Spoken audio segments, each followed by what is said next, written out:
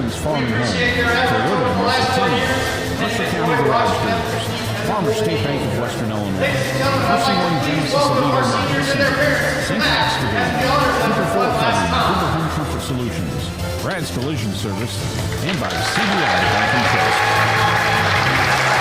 Well, good evening, everyone. It's high school wrestling tonight on the WRMJ airwaves as we are hosting a Three Rivers Athletic Conference triangular meet tonight. It's senior night at Mercer County High School. This is Ty Taylor, Monty Smith, and Jason Clausen are alongside. Guys, should be a fun night tonight in high school wrestling. Yeah, absolutely. It's against we've got a lot of quality teams here at the Three Rivers Conference. I know that we were talking, before they started, even just about regionals, that these are going to be some of the teams that are going to be trying to compete for that regional title here in a couple weeks. Well, Newman coming into this triangular, they're ranked 22nd in the state, and both Riverdale and Mercer are honorable mentions in this phase. So it's three quality teams tonight. That's what I want to get to. We're honoring senior night festivities right now down on the floor. So we'll take a timeout. We talked with Mercer County Head Wrestling Coach Jeremy Finch coming into this one. We'll have a conversation for you next on WRMJ and WRMJ.com. Did you know that Zinc Excavating offers septic services? That's right. For septic installation, pumping, and maintenance, call the experts at Zinc Excavating. For water lines, sewer repair, basement installation and repairs, footings and tilings, call Zinc Excavating. Need black dirt? Call Zinc Excavating. For all your excavating needs from A to Z, trust Zinc Excavating to get the job done right. Think Zinc. Call Corey Zinc today at 309-337-4569. Make this the year to make the money you spend count. Shop at Huffman's Farm and Home and earn money back to spend in the store with a repeat rewards program. It's like paying yourself. Receive a gift certificate for over $250 you spend. One on your birthday, and even one when you sign up. As an added perk, you'll receive offers throughout the year exclusive to rewards members. Sign up today online at Huffman'sFarmandHome.com or visit Huffman's Farm and Home in Fort Madison, West Burlington, and Toledo. It's high school wrestling tonight on WRMJ. Senior night for Mercer County, hosting a triangular in the conference with Riverdale and Newman. Speaking with Mercer County Head Wrestling Coach Jeremy Finch. So before we get into the particulars of tonight, I know senior night always an important night, no matter what the program or what the event. I'm sure that's the case for you in the program. What's it mean having senior night tonight? No, it's awesome. I have seniors that have been with us the last 4 years. And, we have two wrestlers tonight that we're going to, three we're going to honor, and we have two managers, so they play a big role in what we do with our program. And this is, for them tonight, it's just kind of the culmination of everything they've done the last 4 years. So I'm happy to see them get honored tonight. I think when you talk about winter sports, like the wrestling season feels like it goes by so fast, where you look up and the regional is 2 weeks from Saturday already, January 31st, the date for that. So how ready do you feel for that in the come quick? Oh, yeah, it always does. Season's always a grind in wrestling, a lot of ups and downs, but from the time we started, in November to now, there's been a lot of growth. We've learned a lot from this team when we're very young. But it's amazing how quickly it goes. Now we're staring down the barrel of 2 weeks left, and then it's postseason time. So, for us, hopefully, we're focusing on doing our best wrestling and starting to peak at the end of the year. And so 12-10 in dual meets this season. 2 more matchups tonight that we talked about with Newman and Riverdale. Just how do you feel that you've progressed with your lineup this season competing in duels like this? Yeah, we have. 12-10, I looked at it. I've been looking at our record this season, and honestly, if it weren't for maybe a few meets where we had some kids that were sick, some kids who didn't make the right weight class, this team could easily be around 14-7 or 15-6. We just haven't had those things kind of connect for us this season. We've had illnesses, we've had kids that weren't in our lineup for other reasons. So that's kind of the record is kind of deceiving. I think this team is a much better dual team than a 12-10 record would indicate. Dealing with some sickness today, I know too, where you miss a couple of kids in the lineup, just the impact you expect that to have. It's too bad, basically final home meet of the season, you have to deal with that. It is, and for our team, that really kind of hurts too. Tonight, we're going to face 2 really good teams in the track. Newman's basically at the very top right now. They're a team that well coached. They have hard-nosed kids. Riverdale's the same way. So we would like to have our full complement. starters in our lineup, and tonight that's just not going to be possible. It's going to be hard because we're going to try to fill those weight classes, but the wrestlers we're going to fill with are very young and inexperienced. But that's kind of been like the theme of our team this year. I think for the most part we've started anywhere from 6 to 7 freshmen and 4 sophomores. So competing in the duels tonight, trying to get a couple of wins, just where maybe do you look at to pinpoint if we can pick out some points here? Maybe we have a chance to pull out a couple of wins tonight. Just what do you think on that? The big thing for us, the thing we've been focusing on as a team is basically bonus points. Because we're so young, oftentimes we will give up falls or tech falls or major decisions, and that's something that we haven't been able to correct this season. We're such a young team, so I would say as you're watching us wrestle tonight, being able to get through 6 minutes in every match and not give up bonus points is absolutely huge for us. And then in dual meet wrestling, our studs, they got to be the studs. They got to go out and collect those bonus points for us actually to win these duels tonight against 2 really good opponents. Talk to me both about Riverdale and Newman. You talked about them a little bit a moment ago, but just as you've been preparing to take them on, what maybe sticks out about their 2 lineups?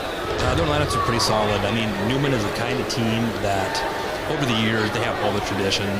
They have, the kids in their lineup that are just solid, like state champions, state place winners, and that's the same thing tonight. Well respected. Same thing with Riverdale. They have some really solid kids in their lineup, very tough, just really coached up well. So these are going to be, 2 really tough duels for us, and it's a good test for us, coming down the end of the season, though. And just last thing with you before we get going tonight, Coach Finch, just what you want to see over the next couple of weeks, getting ready to hit the ground running in the postseason. Yeah, what I want to see is I want to see us start peaking. That's the thing, and we have, tonight, and then we have on the road at Bettendorf, which is a great tournament. And then the last week is the Orient tournament, 2-dayer. So I'd like to see our guys really start to peak at this time of the year. But the other thing I would like to see is I'd like to see us stay healthy. Not be sick, not worry about weight, and just focus on the wrestling, getting better in the wrestling category, I should say. Kind of wrestling coach Jeremy Finch, good luck tonight. Appreciate the time. Thanks, sir. Appreciate it. Taylor Moore coming up on WRMJ. Excellence is not a skill, it's an attitude. And at Toyota Muscatine, that attitude shows in every facet of the car buying experience. Whether it's the vehicles they sell, the financing process, or maintenance and body shop services after purchase that are second to none, you can always expect that Toyota attitude of excellence. After they've worked so hard to earn your business, they intend to keep it. So stop in today to experience for yourself Toyota of Muscatine's attitude of driving excellence. Tired of a noisy, clunky garage door, or maybe it just won't open? It's time to call Mercer County Garage Doors, your local experts for smooth, reliable garage door installs, repairs, and replacements. You don't have to settle for the same old service and styles anymore. We bring fresh options, fast service, and the kind of friendly, local help you can trust. Call Mercer County Garage Doors today at 309-628-0222. When life tackles you with unexpected collisions, Brad's Collision Service in Owito is your MVP. Our expert team will get you back in the game fast. 40 years of experience, top-notch service, and quality you can trust. Call the hometown team at Brad's Collision Service, 582-2413. Brad's is also your premier provider of truck bed upfitting services. Turn your truck bed into a highly functional, organized, and efficient workspace. Brad's Collision Service, 309-582-2413 or bradscollisionservice.com. All right, back on WRMJ and WRMJ.com. It's high school wrestling on a Thursday night in the Three Rivers Athletic Conference. Mercer County hosting a triangular meet with both Newman and Riverdale. Mercer County will take on Newman first, and then the nightcap will be the Golden Eagles taking on the Riverdale Rams. This is tight. Taylor, Jason Cross, and Monty Smith are alongside. It was Newman defeating Riverdale in the first duel of the night, which improves the Comets to 8-1 in conference action in track duels. They're alone in first place. We could say a half meet ahead of Rock Ridge 7, with Rock Ridge at 7 and 1, each of them with 1 duel loss in the conference. So Comets trying to chase down a conference title over the final couple weeks of the regular season. They have a lot to compete for here tonight.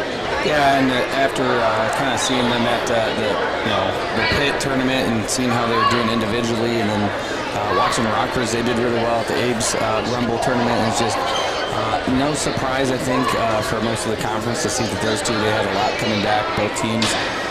And you can kind of see the discrepancy between them just in the Riverdale duel. Just they kind of blew them away. And when we were talking off the air, I'm just surprised that they had lost a duel like they had. So I expect them to come out here in full force against Mercer County as well. Well, like you said when we were talking off the air, you mentioned that Newman and Rock Ridge are probably the two favorites to win the regional. Well, Newman sure proved it in that first meet against Riverdale. We'll see with Mercer County how they can hang with them. So Mercer County 12-10 on the season in dual meets, and it's really a group that is really young. As we talked about, it was senior night tonight. Here, Coach Finch talked about in our pregame, or I should say our pre-meet interview. 3 senior wrestlers, 2 senior managers, so it's a really young group. I know in terms of freshmen, it's a very talented freshman group that this Mercer County team has. Yeah, and it's kind of disappointing for Caden Terrell. I know he's one that he'd come out as a sophomore, and he's put a lot of time into the wrestling program. He's one that we really had to kind of coax him to come out, and he kind of bought into it. And just to see his season end with an injury like he did, it really stinks for him because it happened in the first couple of weeks of practice. Didn't get to wrestle a single match for him, and so it really stinks for him. But I've been watching these kids when they've been in junior high, and they've been a group that we've been watching for a while now. And they are exceeding expectations, and being able to come in here as freshmen and to do some of the things that they've done, that's a good sign for the program moving forward. But I know for some of them, it's tough handling some of those losses because the competition is just at a completely different level than when it is at the junior high. Yeah, our area is just so strong in wrestling, and Mercer County has always, they don't dodge the competition. They seek it out, and I think that's great. You've got 3 solid senior leaders working with a bunch of young kids. I think that's great for the program. All right, we are set to begin here coming up momentarily. Now, in this first duel of the night, we have on the air Mercer County versus Newman Central Catholic. As we said, the Golden Eagles are 12-10 on the season, and in conference duels, Mercer County enters at 5-4. Newman now 8-1 in track duels following the victory for the Comets over Riverdale in the opener tonight. So at 106 pounds, which is where we'll start, Newman will get a forfeit victory. Joe Morris taking the win for the Comets, and then we will get going at 113 with Mercer County freshman Boston Morford battling Newman sophomore Landon Neer. And I know for Mercer County, Monty, a couple of kids out sick tonight, which has unfortunately been kind of a theme for the Golden Eagles this season. Have struggled to really, have the full lineup every night out there. Yeah, and I know Coach Finch talked about it in the pregame. It's just one of those things whenever you have these kids come in and they put in all that work, and then whenever the sickness goes around, and some of it's just unavoidable, and the injuries and stuff like that. But it just makes it really, really tough to put your best foot forward every night. As we watch here, it looks like an exhibition match between Braxton Blazer out there. Got a kid in the cradle already. There's a kid that came out last year, and he's just a fun kid to be around all the time. And he's one that, for the Blazer family, they hail all basketball. Everybody was in basketball for them, and it's great that we finally got one of them over to the wrestling side. And but talking with his parents, they love it, and Braxton absolutely loves it as well. So what do you guys see as like the keys tonight for Mercer County to try to maybe eke out a couple of dual wins tonight, a little bit short-handed? Definitely, just like Coach Finch said in the pre-meet, bonus points. It always comes down to bonus points in wrestling in your team scores. If we can get the bonus points, maybe win some of the close matches, some of the ones that are really, what would I want to say? Just taking on everybody individually. Yes. It's one match at a time, and we already got. Looks like we're starting 113 with Boston and Neer, and these two have met a couple times here in the past few weeks. Yeah, this would be one of the ones that Mercer County really needs to win. I believe Boston's been pinned by this kid twice. The Neer kid from Newman he's ranked number 2, and Boston's ranked number 6. So this should be one of those matches. It'd be nice to come out on top. Yeah, and the first time, I know Boston was doing some weight cutting and stuff like that whenever we wrestled them. And the last time they wrestled, I think it was maybe 5-2 or something like that before he ended up getting pinned. And Near with some nice movement there, able to get the takedown on Boston early. It was a nice scramble there. Boston ended up on the bottom of that scramble, but now he's got to fight for some hand control here and try to come up and get out of here, get back up onto his feet. And I think for a lot of the teams that we wrestle, we do a really nice job on our feet, and that's where we're really dangerous. And now with the three-point takedown, they can certainly change a match. So Boston needs to get up and get out of here and get back onto a strength for his on his feet. well, both Coach Finches and all the coaching staff, they've always worked on, be tough on your feet with your hand fighting and everything. And I've always thought Mercer County's done a good job there.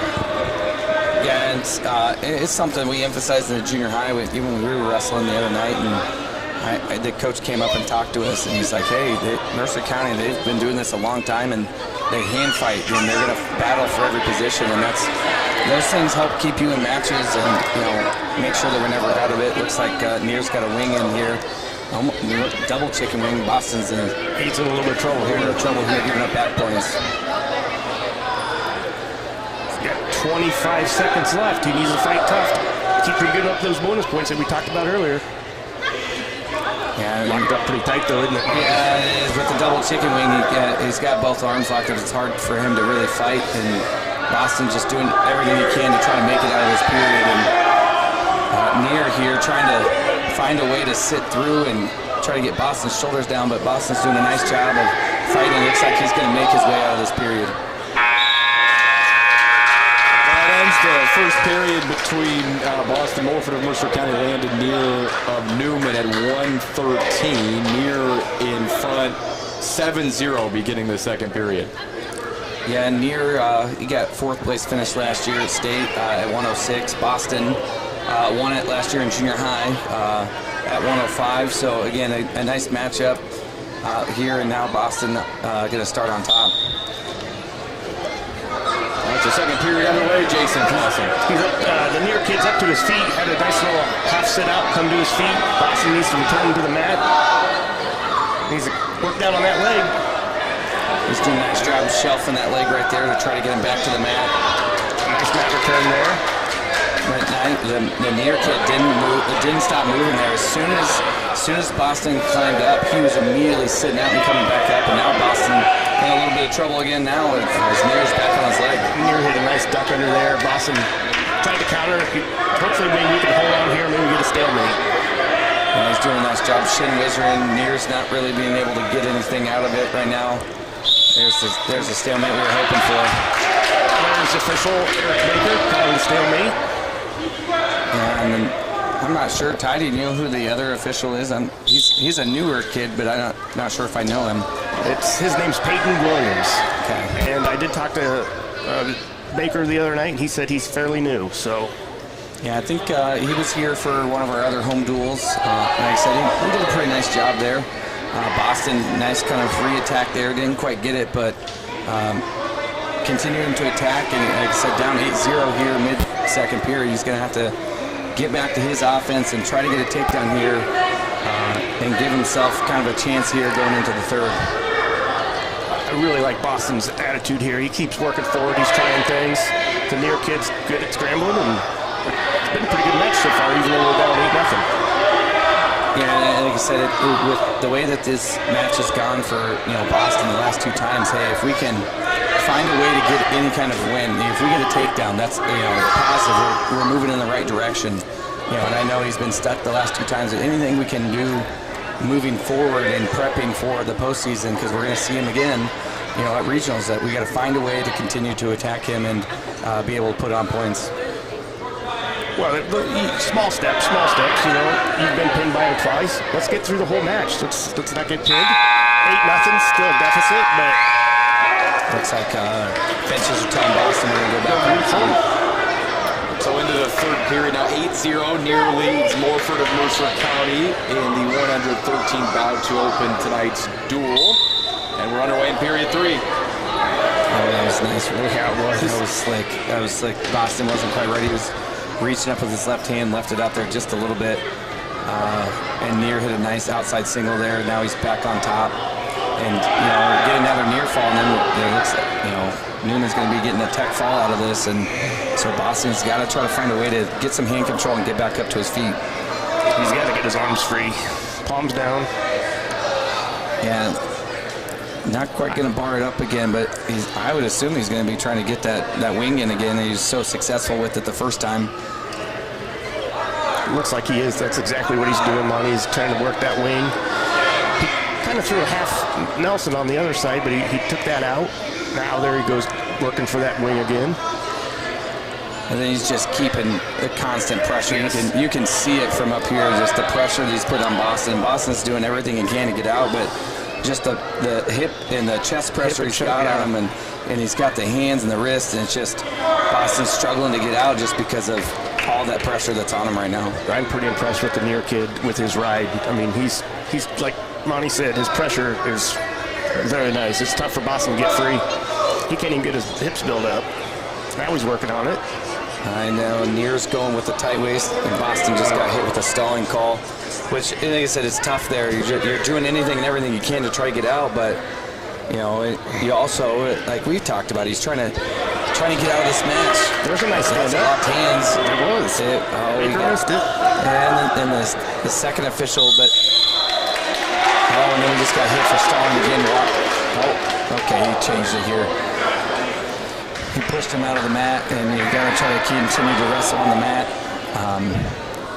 Maybe he missed the locked hands there, but also you get the reaction time. It kind of looked like Boston was trying to get one there, and but you know, assuming nothing comes out of the next 15 seconds here, you know, for Boston, like we talked about, it's going to be a win because you know you're going to get out of this where you've gotten pinned the last 2 times. Now this time you get majored 11-0, and you know. That's the progression, the steps. We still didn't score, but it's a small victory. It's a small little victory, but now it looks like Boston's hobbling a little bit, hopefully.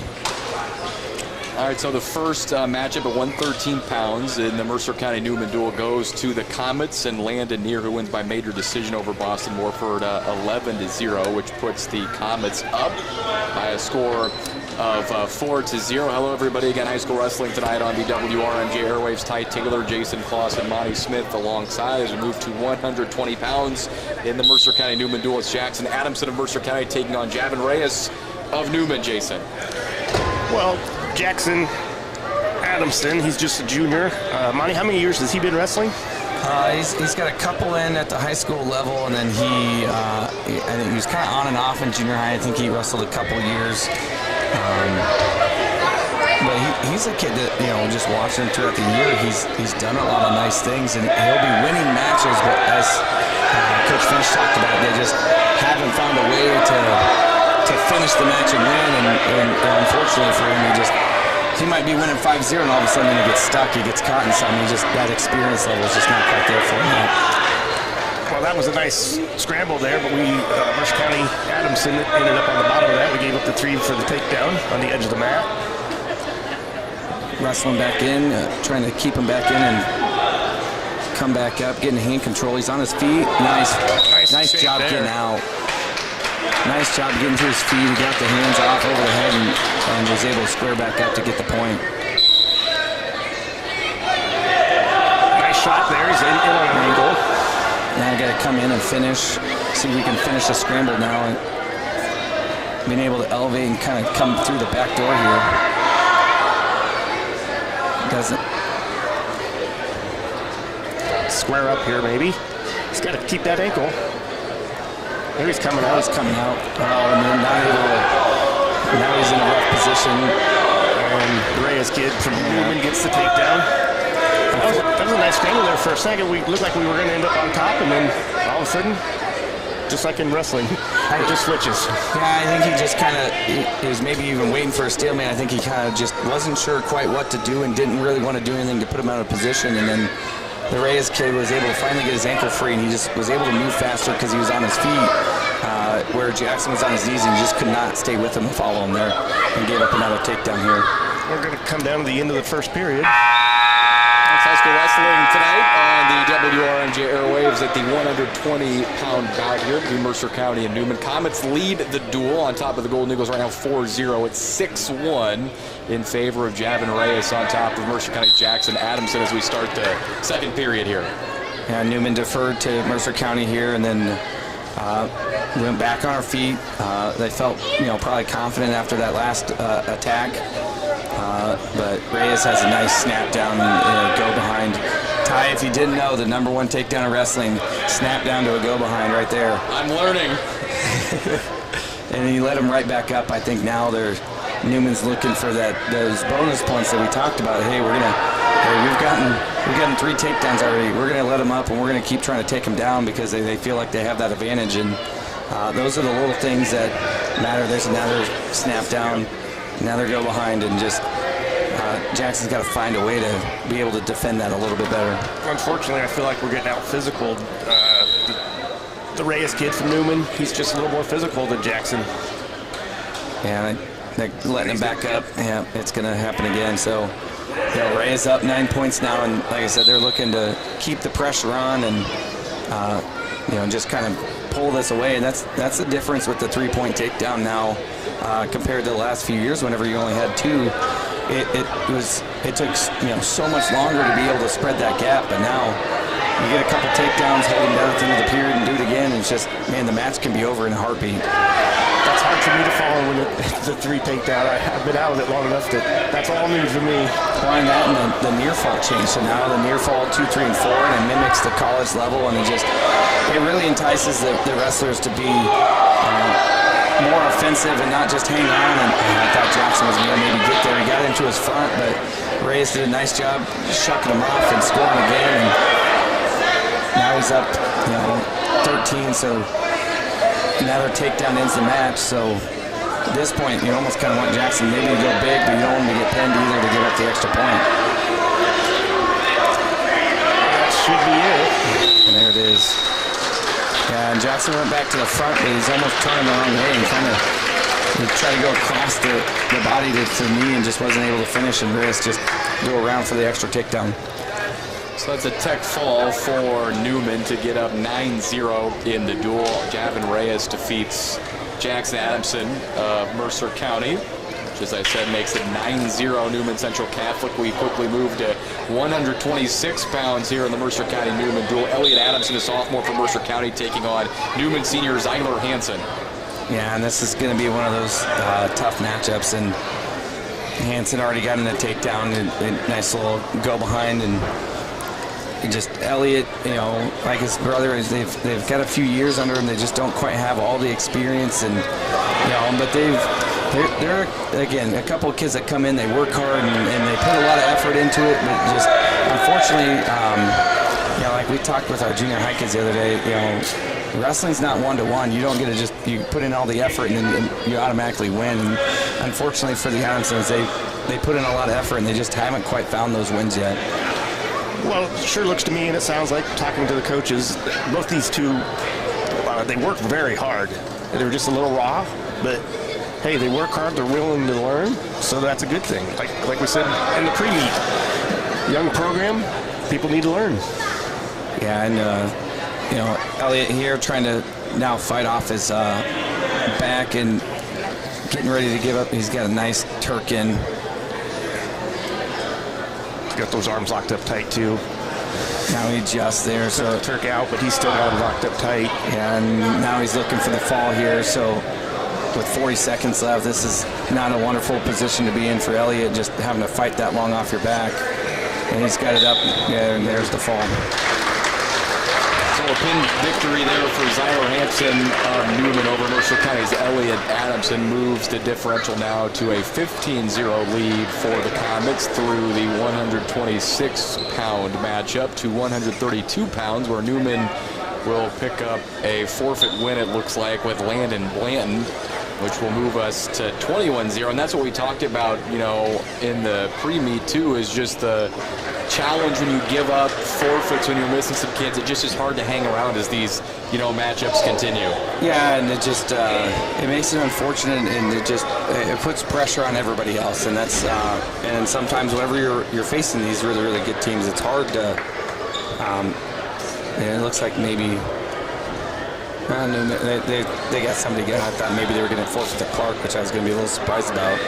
But it just puts so much pressure on the other guys to try to get the bonus points whenever they're wrestling quality kids too. So it makes it difficult, and it seems early that unless something really changes in the tides here in the next few matches that Mercer County is almost already out of this duel. But now you're fighting for your own individual pride and trying to slowly try to claw your way back into this match. All right, so at 138 pounds, Mercer County sophomore Evan Clark taking on Newman Jr. Aiden Voles were underway. The one thing we talked about in the pre-meet also is, the bonus points. The 3 matches that we've had, Newman's done a nice job. I got to give him credit. They got bonus points in all 3 of those matches. Mercer County needs to turn that around. Yeah, and as Coach Finch talked about, they haven't found a way this season that, you try to train your way out of, giving up the bonus points or being able to put a guy away, and we just haven't had those positions yet so far in this duel, and so hopefully Clark is able to get it turned around. And, Clark's another one. He came out as an 8th grader. He's only been in this a couple years now, and he's somebody that I know that they're really looking forward to, and the progress that he's making. He's committed to wrestling all the time, and he does a nice job getting the takedown there. So Clark up 3-0 early here in the first period. He's coming off a 6th place finish at the pit. Yeah. That's anytime you place any top 8 at the pit, that's a well-earned weekend. Yeah, and that's something you mentioned, that and Evan Clark, you said came out as a wrestler in 8th grade. 22 and 11 at varsity level as a sophomore. It's pretty impressive. Yeah, and he was one that I think we talked off the air that, man, if I could have had him for another year or 2 at the junior high level, we probably would have qualified for state, maybe would have been able to place down there, and that would have made his freshman season go maybe a little bit smoother. And whenever he was forced into the lineup, and hey, you got to wrestle because we don't have anybody else at the time, that's helped progress, and that's why now as a sophomore, like you said, 22 wins already. He's come on, and I want to say there's a couple times he's actually lost probably 20 pounds since he was in junior high, and that's the other thing. He's filling out. He looks a lot stronger, and now that he's learning things, he's going to progress. And again, there's high hopes for him as he continues his career. Final 15 seconds of the first period here between Clark of Mercer County and Newman's Voles at 138. Clark in front right now 3-0 with 5 seconds to go in the first period. Yeah, Clark almost was able to get some near fall there at the end, but staying in control and finishing out on top. Nice tough ride to finish the first period. All right, so we're heading to the second period here at 138 with Mercer County's Evan Clark on top of Newman's Aiden Voles. 3-0, the dual score 21-0. Newman in front. Golden Eagles looking to get on the board here. Yeah, and then back on their feet here. Almost did a nice little slide by there. Well, the one thing that we've talked about a couple times already tonight, the Mercer County team's really young. Nice throw by the Newman kid there. He walked right into that. I'll get back to my point here in a little bit. Yeah, but nice job by Clark. He's going to end up giving up some back points. I don't know how he only gave up 2 there, but it certainly looked like that may have been a 4 count, but we'll take it. But now he's got to work to try to get out. He had got on the leg, but left his backside arm up, and the Newman kid did a nice job of getting the under, and then Evan tried to roll through, but unfortunately had a nice job with his hips, and then Clark gets a point there for an illegal full Nelson. So 4-5. Now Clark, if he can get up and get out now, will tie this match back up. Voles in front by a point here, 5-4. We resume 118 and counting in the second period. To our feet here. Now we need to get hand control. Yeah, and he's putting in the half, but he didn't break Clark down, so hopefully now he's got his leg hooked up. So it'd be nice for him to try to get his leg back unhooked, get some hand control here. He's fighting it. Now he's trying to reach over the top. He's almost getting himself kind of in a spladle position. And this is some of the things that, for Evan, that he's just at times he just struggled with because he doesn't have quite all the technique with his experience, and so there are times that he gets himself in trouble, but he's got a motor on him. He just keeps going, and now he's worked himself out, and he did a nice reversal there. Now he's almost getting back points here, trying to get some. He's got his tight waist. And 20 seconds to go in the period. Clark is pushed back in front 6-5 off of the reversal. 15 seconds and counting in the second period. He's going to get back points here. He got his legs split and came across, and now he's going to get some near fall.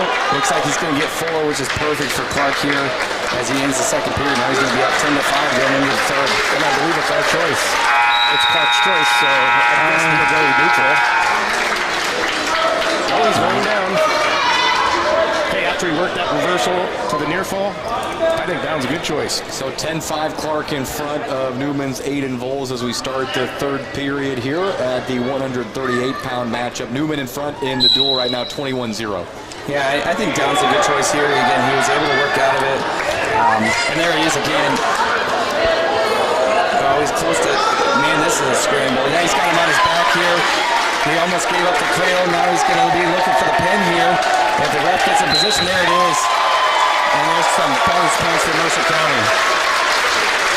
Well, that's what we needed to get back into this thing.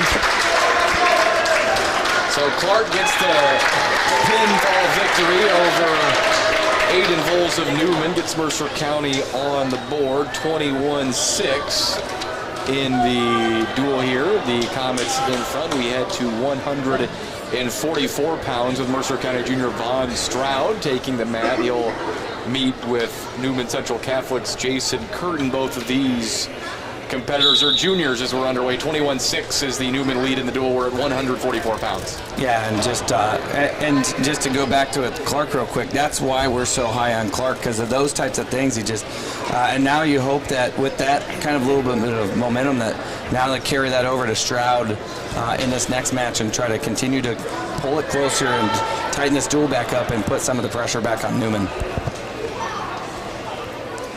Both guys working on their feet. Newman with a nice shot. Needs to reset his arm there and get into his front. Back up to his feet. That's not a terrible spot for us to, after he was kind of deep on our leg there. And then Stroud's, is giving up some height advantage here and some length. Newman here got probably a good 6 to 8 inches of height advantage over Stroud, so got to find a way to be able to come up underneath and get through that head-hand defense there. Coming on 50 seconds to go in the first period, no score. Here at 144 pounds. Nice shot, but he was able to, he reset his elbow. Initially, Stroud got his elbow, he left his elbow up a little bit too much and got caught, but was able to kind of reset it and almost got the takedown, but ran out of room.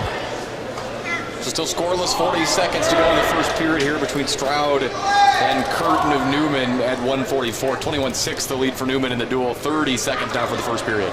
Yeah, Stroud's hit that pass by a couple different times, just not able to finish it, and just, even between the height advantage, it just looks like a little bit maybe out-muscled here as well, and that's why he just can't quite finish that takedown. But he's now deep on his legs.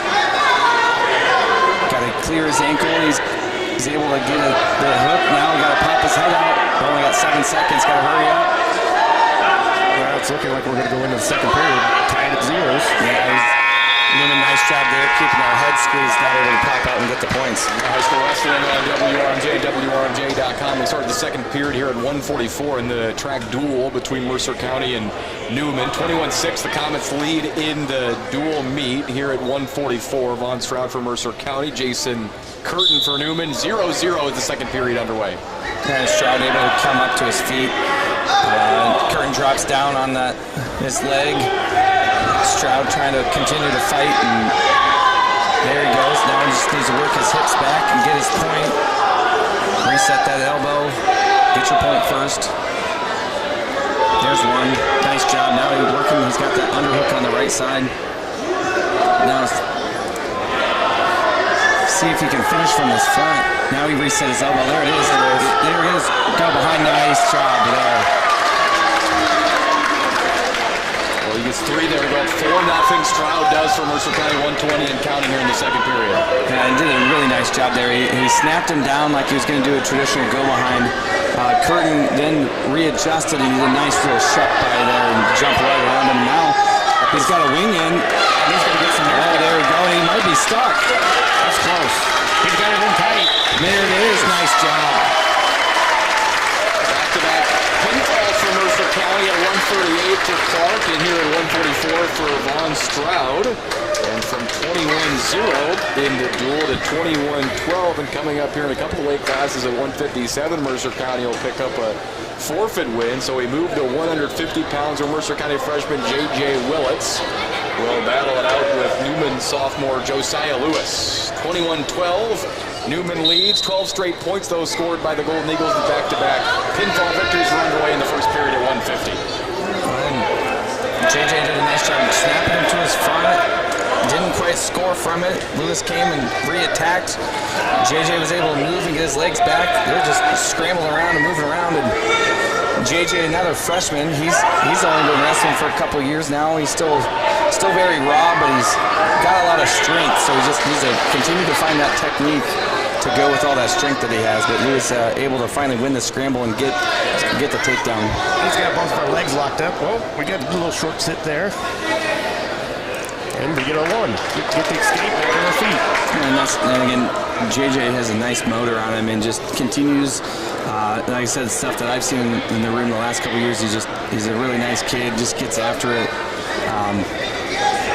And he's, again, one of the ones that they're going to continue to look for in the future here in the next couple of years as they, like we talked about when Burns is coming up and losing Burns, and they're going to look for him to kind of start filling that spot as they move and transition to next year.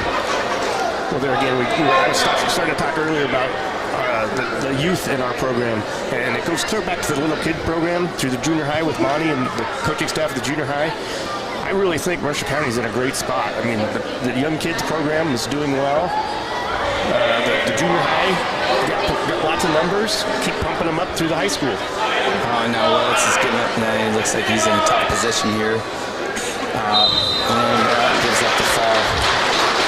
So Newman gets the pinfall victory there. Josiah Lewis over J.J. Willits. So Lewis would give 6 points back to the Comets here to put them in front 27-12. As I said a moment ago, we moved to 157. Mercer County freshman Eli Boswell will pick up a forfeit victory to make it 27-18. And at this point, for Mercer County, you pretty much got to think, hey, we got to win out, and we got to get pins on the win out. Otherwise, it's going to be really tough coming back into this duel because we still have 2 more forfeits that we're going to give up. So you think, hey, Newman's got 12 more points to add to their score, so there's 39. If we pin out, then we can get to 42. So we pretty much got to get the bonus points. So it's got to start here with Burns, and as a senior, they're going to expect these big things out of him and trying to score those extra points and trying to give some momentum to the rest of the team and try to get him in the position to maybe win this duel. We're at 165 pounds. Ronnie mentioned Eli Burns of Mercer County, a senior, taking on Newman's Aiden Gutierrez. He's a junior, 0-0, 90 seconds to go in the first period, 27-18. Newman leads the duel. And Burns got 7th at the pit. He had a couple tight matches. He lost by 1, so not quite maybe the finish. And there's Burns with a nice go behind, gets a takedown there. Got 6th place last year at 165. State qualifier the year before. So again, he's another one I saw. He in junior high. It's great to see these kids make their way all the way through the program and see the success and the hard work that they put in. And I've known the Burns family for a long time, and Eli goes ahead and lets him up here with a minute left in the first period, looking for some more points and getting another takedown. Like you said earlier at the beginning of this match, Monty, we really need to look to get some bonus points for the team score. Hopefully Burns can get another takedown, maybe take him to his back. Hopefully get another fall. Yeah, and there's a nice little ankle pick. That was nice. He's got his legs split still. Hopefully he can climb up. He's looking over his... he's looking at the coaches to see, and he slides up nice. Now, again, there's the near fall. There it is. And I know from experience talking with some of the refs that it's really cool with the spotlight, but it is hard to see. And so they almost have to double and triple take that the shoulders are down whenever they're down there because it is so hard to see with the spotlights, but it's a great environment. And it's really cool to wrestle under the lights like this. All right, 9.2 seconds to go in the first period. Burns now in front of Gutierrez, 10-1 at 165. 9 seconds and counting in the first period. Yeah, and just looking for Burns to ride him out the rest of the period, be up 9 points. All right, that'll end the first period. 10-1. Burns in front of Gutierrez at 165. Newman leads Mercer County in the duel here, 27-18. Comets won the openers part of this conference triangular tonight, defeating Riverdale 47-29. And so Newman, their choice, they picked down. Burns went ahead and just gave him the escape, started on their feet, try to get another takedown, and hopefully into another pinning situation to try to get the fall this time, up 8 points. Hand fighting here on neutral position. Nice little, gets the takedown.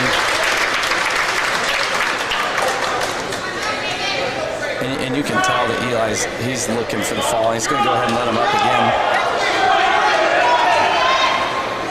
And like I said, I think he's kind of looking to catch him a little bit here, knowing that he wants to fall. But sometimes you got to be careful that you don't put yourself in a dangerous position doing that stuff. Oh, this guy's elbow. Clausen's squirming in the seat next to me with his elbow going the wrong way. That's nothing you want to see a couple weeks out from regionals.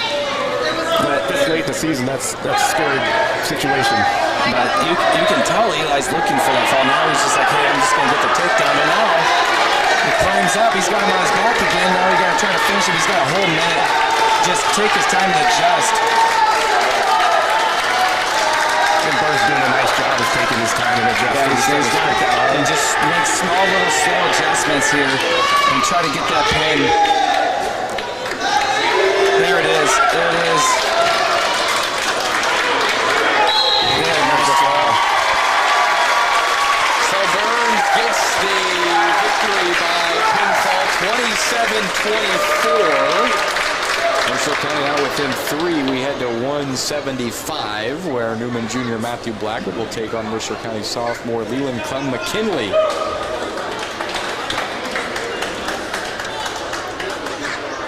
And Leland, a kid, I think he came over from Orion, didn't get to play football. There's, I think, some eligibility issues or whatever. Didn't get to do anything his whole first semester, but I think for him, he's been able to get the eligibility part taken care of, and now able to participate in this back half of the wrestling season. And it helps fill a spot for Mercer County. He's had a tough season so far. Gives up a takedown here already, but he's the one that, again, helps fill a spot. And now he's in a world of hurt. Yeah, he's going to get off the fall. And that's, unfortunately, he's, again, going up against Blackheart, just not the best matchup for us either. Well, he's only a sophomore. He's got plenty of time to learn. So with the pinfall victory there for Matthew Blackheart of Newman, the Comets back in front now by 9 in the duel, 33-24. We are moving to 190 pounds, where Newman will pick up a forfeit win with freshman Paxton Good. And that will make it 39-24 Comets. Yeah, and with Leland getting pinned, that obviously takes the duel out of hand. But again, like we talked about, a nice job responding, and now you want to see, here's Lane Weber. He's another kid. He was at Sherrard last year, got 4th at state in junior high. And he's been kind of up and down, but he's another one that he's young, and they're looking for a nice bright postseason for him. So Weber, a freshman for the Golden Eagles, meeting Newman senior Matthew Clement here at 2:15, 39-24. Comets lead the duel. So we've talked about it. The transfer portal is well in effect for the Golden Eagle wrestling program. Kid from Orion, kid from Sherrard, kid from Rock Ridge in the roster this year in the lineup tonight too. Yeah, and there's Clement does a nice job to get a takedown there. And now he's got a wrist. He's getting the coffee grinder. It's dependent on where you're talking about it. But back on top, and you can see the pressure he's putting on him. And these are some of the matches. Unfortunately, you can tell the difference between a senior and a freshman. That's for sure. And there's just the difference in build and the experience. And now he's got a cradle locked up.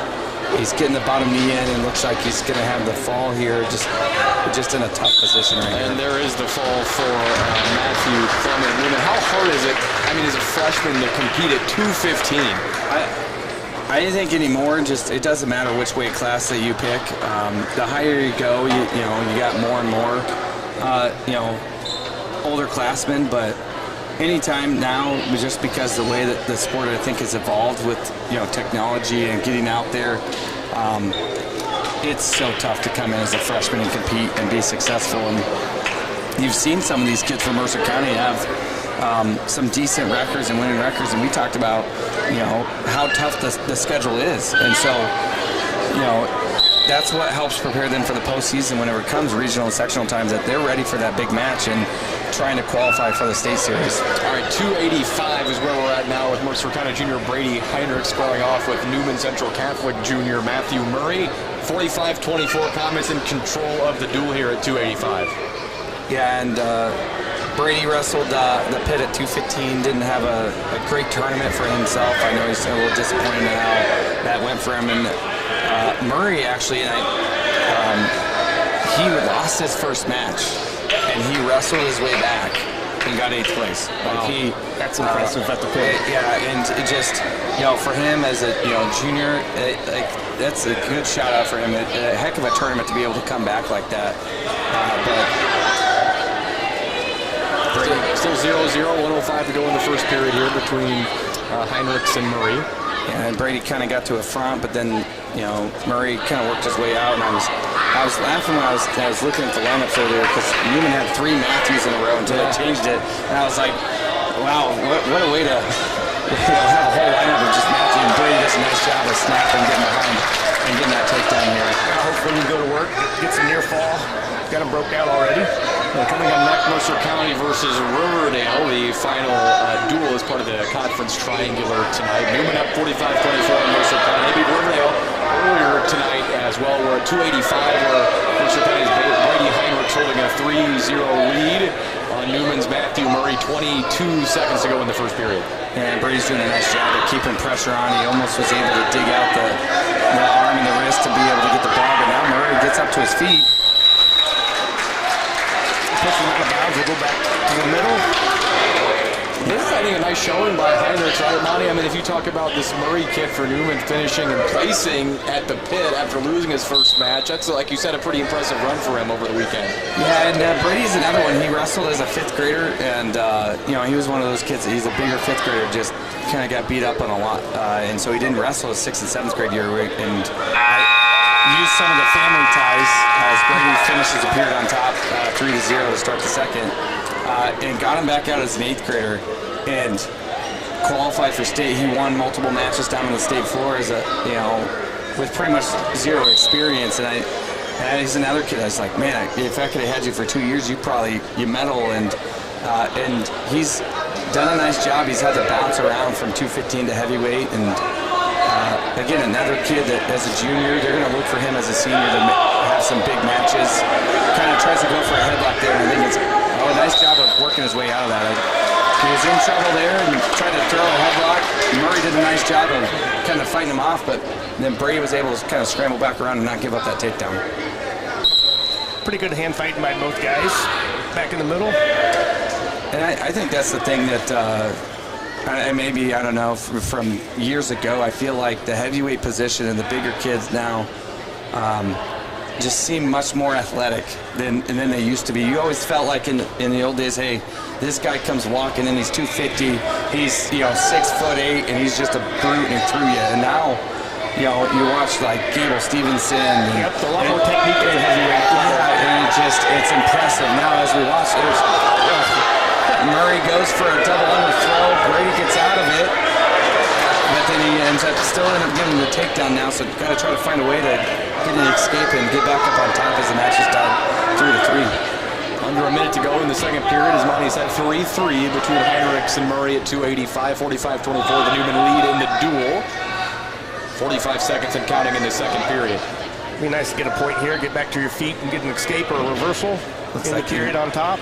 And maybe he's got that hand kind of tied up, and Brady's got to find a way to get that get that wrist back free and then try to find your way. Now he's coming up to his feet, and there's the point. Now he gets the escape.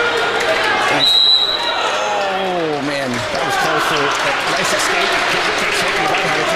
Yeah, he's doing a nice job of continuously wrestling, and that's what we talk about with these kids is you got to continue to wrestle to the position all the time. And the Murray kid also a smart job there, knew his hand was the only one in. He pulled that up, which prevented Brady from getting that takedown there. Heinrichs in front now, 4-3, 10 seconds to go in the second period here at 285. Should be our choice to begin the third period. What do you think he'll do, Monty? You think he'll go neutral or down? As successful as we were, I think, and they're asking that. What do you want to do? And this is, I think, as experience, he wants to go down, and I think that's a good choice here. I like that as well. He just got the escape. Yeah, he just got the escape. He did a nice job of hand control. He wasn't ever really in danger of getting turned. So I think you go here, because then if you get the escape and you happen to give up the takedown again, you get another escape, the match is still tied. So and Murray has already shown that a couple different times that maybe you almost go for these throws, and that could spell trouble for us. So he's got a half locked in here, trying to pull him across. Brady does a nice job coming up, and he sides and comes up to his feet. Brady kept his hips free. He never let the kid from Newman get his hip control. We're in the third period, 5-3. Heinrichs in front of Murray here for Newman. Under 90 seconds to go in the third period. Again, 5-3. Heinrichs from Mercer County leads. Yeah, he's doing a nice job continuing to work inside, especially with the way that Murray tried to do that double underthrow last time, continuing to fight, work inside, kind of maybe almost keep those hips back a little bit. You don't want to be standing straight up and down because that's a good way to get yourself tossed across the mat. Not an over-under situation here. Coach Dalton Willis, he's up yelling, you better not get thrown now. Under a minute to go in the third period here. Oh, he backs out. 5-3, so Heinrichs in front for Mercer County. Whistle blows. I think Newman backed out. I think Baker's telling him right now. 48.9 in the third period. I think you're right. 5-3. I think you're right, Monty. The assistant referee, Baker, I think he told him if he does that again, that's going to be a point for Mercer. Yeah, Brady did a nice job. He got a double underhook, had it locked up in that bear hug position, and Murray, he smartly went out of bounds, but that easily could have been a point. He pretty much just locked himself out of bounds. 25 seconds left. Oh, keep your hips under you. Nice job. Murray goes for another throw. Brady's able to change his elbows, duck his head under, and get the takedown. Now up by 5 with 15 seconds left. A nice job of returning him to the mat. Not getting his arms too long, so he's not going to get rolled here with 5 seconds left. And a nice win here by Brady Heinrichs. Match, Mercer count come down on top. 8-3, Heinrichs the winner over Murray of Newman. It's at 45-27 Comets. Yeah, it looks like, with 106, they're going to, I'm assuming, their kid's down there. He's going to take the forfeit. It's going to end up, now there's 6 points for Newman. But I really like the response that Mercer County had, especially being down 21-0. Probably not the best start, maybe, obviously the Morford match was a nice tight one. But maybe not the best start in the lineup to start going down 21. And what a heck of a response to come back and make it a duel where they had the chance to, hey, we went out, we can win this, just not able to win enough of the big time matches and get enough bonus points to level up with Newman there. So real quickly, did they take the forfeit, Newman, or no? Yeah, they did. They did. The kid walked out. They just didn't put up on the score. So officially 51-27, the final. Newman wins it over Mercer County. We'll take a timeout, come back, and start to get set for our second duel of the night between Mercer County and Riverdale. Was Newman over Mercer County in our first matchup, 51-27. The score. We will come back, recap that, and preview Mercer County and Riverdale next with high school wrestling on a Thursday night on WRMJ. Mobile banking is here at Farmers State Bank of Western Illinois. What do I mean by here? Well, I mean here, as in wherever you are. Because with Farmers State Bank's mobile banking, your account information is right at your fingertips on your cell phone. Check balances, transfer funds, and more wherever you are. Manage your finances on the go with Farmers State Bank of Western Illinois' mobile banking convenient, and it's free. Farmer State Bank of Western Illinois, member FDIC. Children with uncorrected vision conditions or eye health problems can face many barriers in life, academically, socially, and athletically. Mercer County Family Eye Care can help break down these barriers and help your children to reach their highest potential. Give your children the eye care they need. Make an appointment today at Mercer County Family Eye Care by calling 582-2421. Mercer County Family Eye Care, 106 South College Avenue, Alito. You found a friendly dealer that'll treat you right, so spread the word. You found just what you want at just the right price, go spread the word. We're not away to talk about us, 'cause we're running proud to make it success. More about the talk of the town. Oh yeah, testimonials about the talk of the town. Are your windows old and drafty? Having trouble getting them to latch properly? Well, we can help with that. This is Jay Doherty, General Manager of Doherty Brothers Roofing and Home Improvement. Our quality double and triple pane replacement windows can give your home the functionality and energy efficiency that you need. We insulate each cavity and custom bend the aluminum wrapping on the outside, leaving you with maintenance-free and finished professional work. Call for your free estimate today at 309-644-0763. High school wrestling on a Thursday night on WRMJ at Three Rivers Athletic Conference Triangular tonight. The first matchup of the evening went to Newman after they defeated Riverdale 47-29. Comets then beat Mercer County as well by a score of 51-27. Quickly running through the results there. Newman at 113 landed near defeated Boston Morford by a major decision, 11-0 to make it 4-0. Then 9-0 after a tech fall for Newman's Javin Reyes over Mercer County Jackson Adamson at 120. At 126, Ivor Hansen of Newman, a pinfall victory over Elliott Adamson of Mercer County, made it 15-0 Comets. 21-0 Newman after a forfeit victory for Landon Blanton for Newman at 132. Back-to-back pinfalls for Mercer County, 138 and 144. Evan Clark over Aiden Balls at 138. Vaughn Stroud over Jason Curtin at 144. Pulls Mercer County within 21-12. Then a pinfall victory for Newman at 150 with Josiah Lewis defeating J.J. Willits, 27-12. Newman at that point. Forfeit victory for Eli Boswell at 157 for the Golden Eagles, 27-18. Eli Burns with a pinfall victory at 165 for Mercer County, defeated Aiden Gutierrez, pulled the Golden Eagles within 3. 27-24 from that point on, though. It was a pinfall victory for Newman. Matthew Blackford at 175 defeated Leland Clem McKinley. Made it 33-24. Then a forfeit win at 190 for Paxton Good of Newman. 39-24. Pinfall victory at 215 for Newman. Matthew Clement over Lane Weber, 45-24. And then a 8-3 decision for Mercer County's Brady Heinrichs at 285 over Matthew Murray of Newman, pulled it to 45-27. I should say a forfeit victory at the end at 106 for Joe Morse of Newman, 51-27. Michelle McKeag is listening to high school wrestling tonight, and Jansen Bender texted in. He says, first time ever listening to high school wrestling on the radio. Thursday Night Raw on WRMJ. Hello, Jansen. I had my family check in, and my nephew Jet, he's watching the screen and yelling Uncle Mott. There we go. So got some people checking in, and hopefully, I don't know. I'm surprised Wayne Bennett hasn't texted me yet. Usually Wayne Bennett is a key contributor during the football season. So I'm surprised that he hasn't said anything yet. Warm-up period going on here for Riverdale and Mercer County, who will conclude the night here. About 2 minutes left on the warm-up clock. So for Newman with those wins over Mercer County and Riverdale here tonight, the Comets moved to 9-1 in the track in wrestling. They, with a win over Princeton on Tuesday in their final duel of the conference season, would clinch at least a share of the conference title. Rockbridge also has one dual loss on the season. They're 7-1 right now, Rockbridge. So 2 big wins for Newman tonight, trying to win a conference championship. Something that we haven't talked about yet tonight.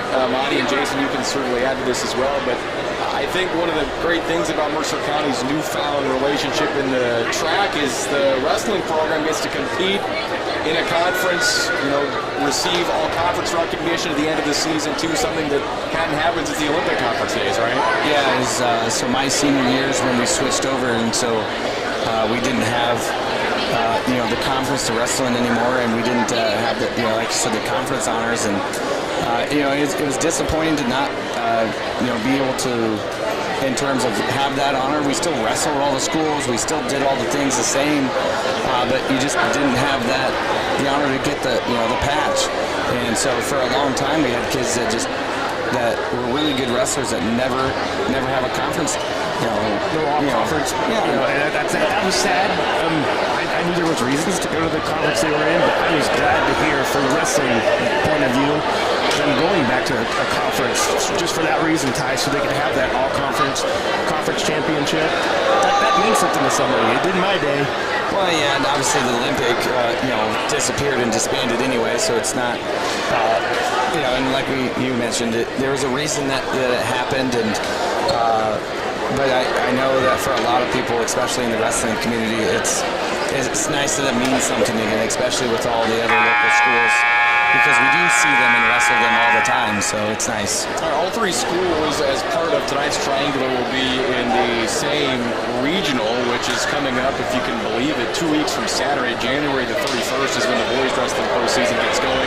Riverdale hosting a 1A regional. Mercer County will be there along with Newman, Riverdale, Erie, Prophetstown, Fulton, Morrison, Rover, Williamsfield, Orion, Rock Falls, Allman, Sherrard, and Rock Ridge in that regional as well. And I think, for me at least, I'm so much in like the basketball sphere in the winter. It's amazing that the wrestling postseason is coming up in 2 weeks. Yeah, it's crazy, and like you said, it comes fast.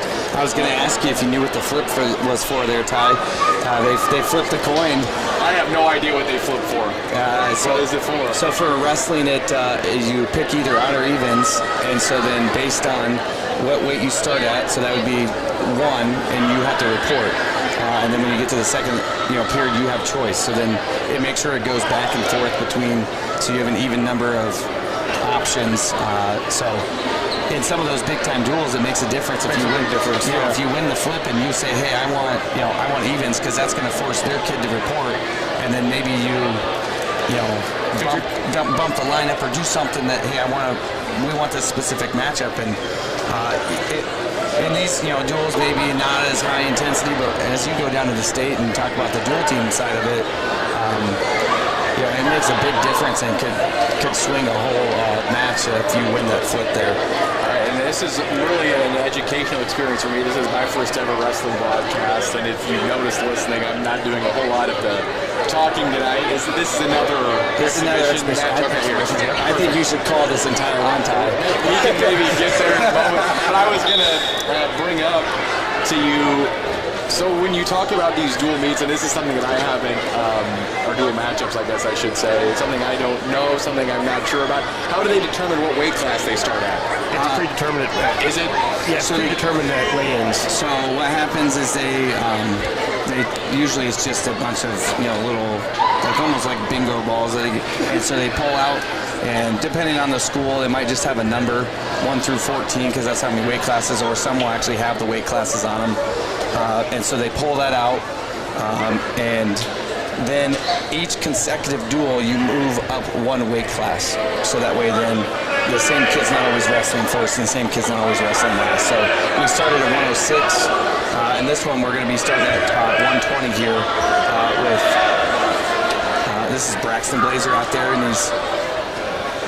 again, this is an exhibition match here. We'll have at 120 will be Jackson Adamson and Ben Porter starting for Riverdale and Mercer County once we get going. Yeah, and Braxton's trying to get his leg free here to be able to get this takedown. He's got him kind of tangled up. Braxton looks like he's going to get his points. He might have another cradle locked up. Oh, no, not able to quite finish it, but he does get his takedown now, up 3-0.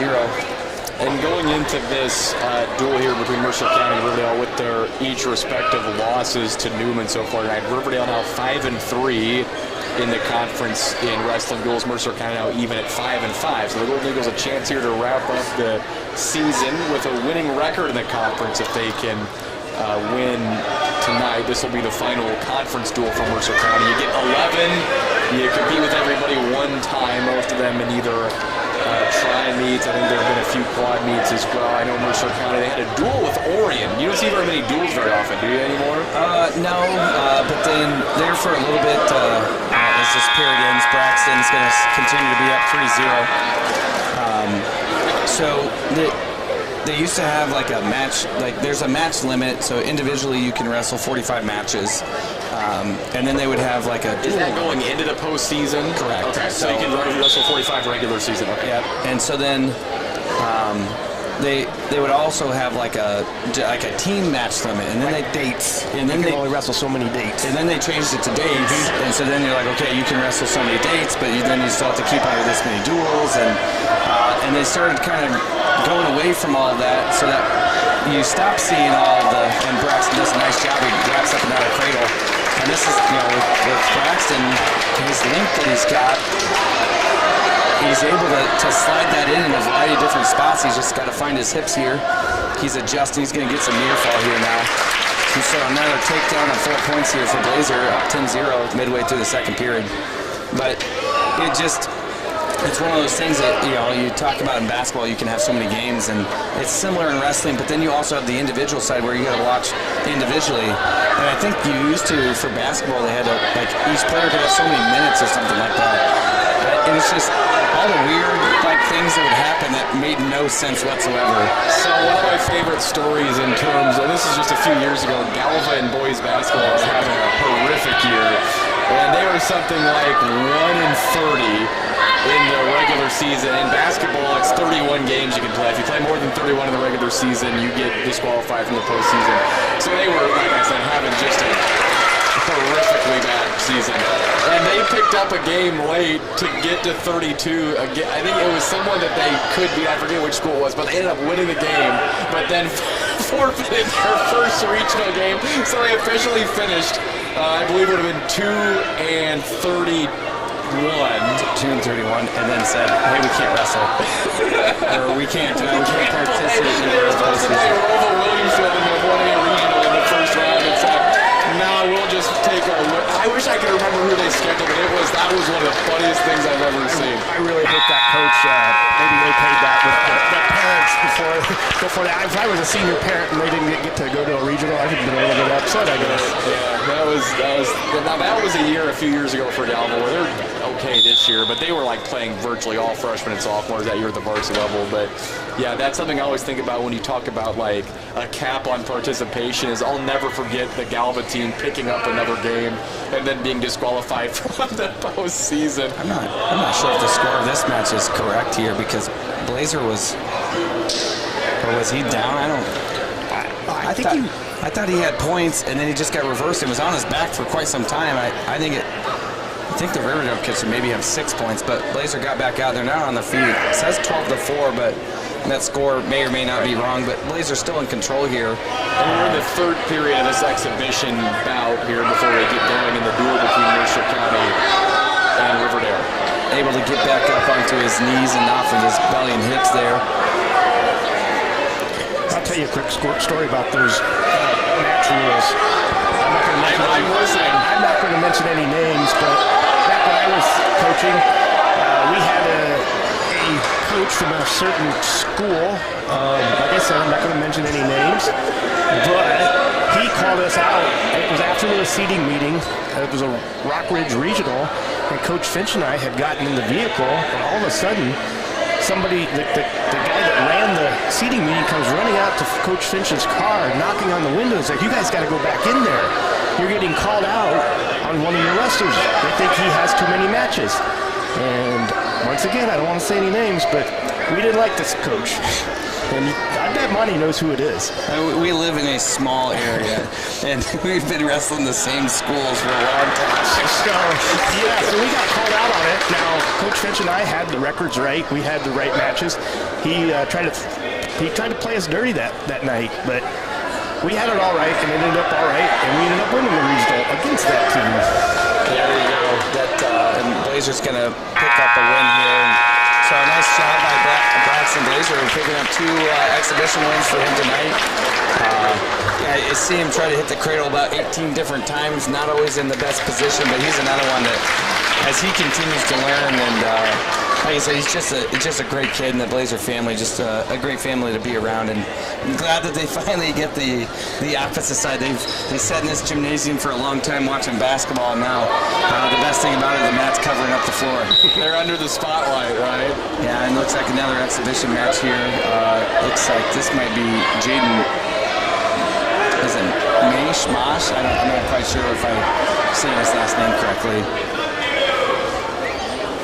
So again, we have another exhibition. Now we'll take a quick time out here as we're getting set for duel number 2 tonight. We'll do number 3 tonight, duel number 2 of our broadcast between Mercer County and Riverdale. We're back with more in a moment. It's high school wrestling on WRMJ. At First Community Bank, our 3 loan officers have worked together for over 25 years. This is a feat of consistency you will not easily find anywhere else. Our customers get the benefit of over 100 years of lending experience. Your credit line is not tied to one person. When your lender is out of the office, someone else can always take care of your needs. Call or stop in today. First Community Bank member, FDIC. Selection and knowledgeable sales staff will help you find what you want. That's what you'll find at this end. Here's Rashawn King. That's my Facebook. How are they doing on the interior of the jet So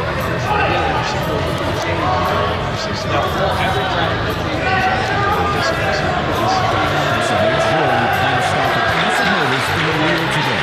Visit the website, passive.com. Warm up your house this winter with carpet from Shaw Floors. Available Cooper Floor Covering. If you've been wanting to replace your hardwood floors with the colder months here, Cooper Floor Covering has you covered with Shaw Floors, the best carpet for you and your budget. Shaw Floors promises to give you long-lasting carpet while staying on a budget. Choose from top-selling styles to find a look you'll love and price you adore. There's plenty of styles and shades of carpet from Shaw Floors right now. Cooper Floor Covering in downtown. Building relationships, supporting the community and service. These are the things Country Financial stands for. Your neighbors who want to help inform and support the fabric of our community, including charitable organizations, sports, financial education, and civic organizations. Since we're already neighbors, let's get together and chat to talk about the things that are important to you and how we can help you protect them. See your local Country Financial representative today. Riverdale, see me, Tracy Bigham. John Watt or Jason Hyde. And see me, And Orion, see me, Julie Hessler. It's high school wrestling on a Thursday night on WRMJ, a conference triangular here at Mercer County High School, where the Golden Eagles hosting both Newman Central Catholic and Riverdale. Mercer County fell to Newman by a final of 51-27 earlier, and Newman also defeated Riverdale earlier tonight, 47-29. So Mercer County and Riverdale coming into the Golden Eagles at 12-11 on the season in dual meets, and Mercer County is even at 5-5 in the track. Riverdale 5-3 in conference duels. Yeah, and it looked like Jaden was able to pick up the fall there right before the end of the period. And you know the signs of a good team whenever you see the kids down here, they're engaged, they're involved, and all of them are jumping up and excited. Jaden Young, I don't think he really wrestled much. I know he didn't wrestle in junior high that I know of in SCI, but they're excited. They're for somebody getting the win, and even in an exhibition match, and those types of things matter, and that's what helps build the culture of the entire team. And here's Stroud over there; he's coaching them up from the sideline and just giving them tips, and those are things that are going to help take your program to the next level. The little things behind the scenes. So what do we have on the mat right now, Monty? Looks like this is Mitchell Taylor. Again, he's another freshman. He's another one that's been wrestling for a long time. And this is another exhibition matchup between Mercer County and Riverdale, so we're not underway yet in the duel officially. Again, that will be coming up here momentarily to conclude the night here in Aledo. We just continue to get to tell, like I said, great stories. The seed meetings are... It's interesting. We were talking off the air during that last commercial break, and I think we probably have a decent amount of people listening who aren't as familiar with wrestling, and you guys are telling me some of how you seed it in the wrestling regional is insane. I can't imagine how long that takes. So they were telling me off the air, Monty and Jason were, that you seed each weight class bracket individually, separately. So that's 14 weight class. How long does that take? It takes a few hours. Good Lord. And it's always in person? Yes. Traditionally. Holy smokes. And some of those regionals can have people coming from all over the place, too. Yeah. You know, some of the weight classes, you know, they're pretty cut and dry, but the ones that are competitive, oh my, that gets pretty rough. Yeah, and you got to sharpen your sword when you get down there. Well, it looks like Mitchell gets pinned here. Again, another freshman that he's going to continue to grow and learn and get better and be able to fill into the lineup spot here. It looks like we're finally going to be getting started here at 120. And as you said, Monty, 120 pounds is where we'll start. Now, in this duel, Mercer County will be forfeiting 2 weight classes at 106 and at 190. Riverdale has a full lineup, it looks like, on their side of things. So as you mentioned, we'll start here between Mercer County and Riverdale at 120 pounds. It's Mercer County Junior Jackson Adamson taking on Riverdale Junior Ben Porter. We're underway in the final duel of the night, Jason. Well, just like in the first one, with you're down 12-0, just right out of the gate. So you have to get your bonus points when they're there. Hopefully, Mercer County can, you're giving up 12 right out of the gate. So here we go. It looked like Jackson was able to kind of get to a front, but then quickly got back out of it. Ben Porter, a kid that I've seen at the junior high level. I know Boston wrestled him multiple times in junior high, and they were tight matches. He's a quality kid. And I see she was here at the junior high meet. It looks like that Jackie Peterson. She was at the junior high meet. I swear there's scouting going on in wrestling right now from Rockridge. So I don't know what's going on over at Rockridge. I'll have to ask Buser and Lucas why Jackie Peterson is scouting Mercer County wrestling, because that's 2 nights I've seen her now at a wrestling meet scouting Mercer County. So a minute to go in the first period here, 0-0 between Adamson and Porter. Yeah, and again, continuing to hand fight here. Again, like Jason said, we gotta find a way to continue to get bonus points and win matches, but also not giving up the bonus points. If we're gonna lose a match, we're only gonna give up 3 as a team score instead of 6. Yes. And those are the things that kind of bit them the whole year. And talking with Coach Finch, these multiple duels that they could have won, and they just haven't quite figured out how to not give up the bonus points, and it loses them matches. And so it's something that they got to continue, and they're young and they got to continue to grow and get better. 20 seconds left, still tied 0-0 here. Doing a nice job hand fighting, kind of got himself out of the situation, knew where he was at, and touched the gym floor to get the reset. All right, 10 seconds to go in the first period here at 120 as we start the final duel of this triangle between Mercer County and Riverdale. Looks like we will get to the end of the period with a scoreless score between Adamson and Porter. So we talked a little bit about Newman's wrestling history earlier when the Golden Eagles were battling the Comets, but Riverdale, Monty, I know last year had a pair of state champions individually. Dean Wainwright back. He won it at 132 last year. He's at 138 in the lineup tonight. So some nice individual success for this Riverdale program. What do you know about the Rams? So for me, whenever I was in school, and one of them's now down there the coach, so they've had a very storied program for a long time. And then it kind of, even like Mercer County, when they had a few state runs, things kind of fell off for them. And just the whole sport kind of took a hit with COVID and just kind of resetting now. And now Riverdale has gained some momentum back. They've got some kids in there that are really solid kids. They've had the Smith kids come through from, I believe Dad's Heath Smith, and his kids have come through, and they were really talented wrestlers. Cole, now I think is his youngest one, but don't quote me on that one.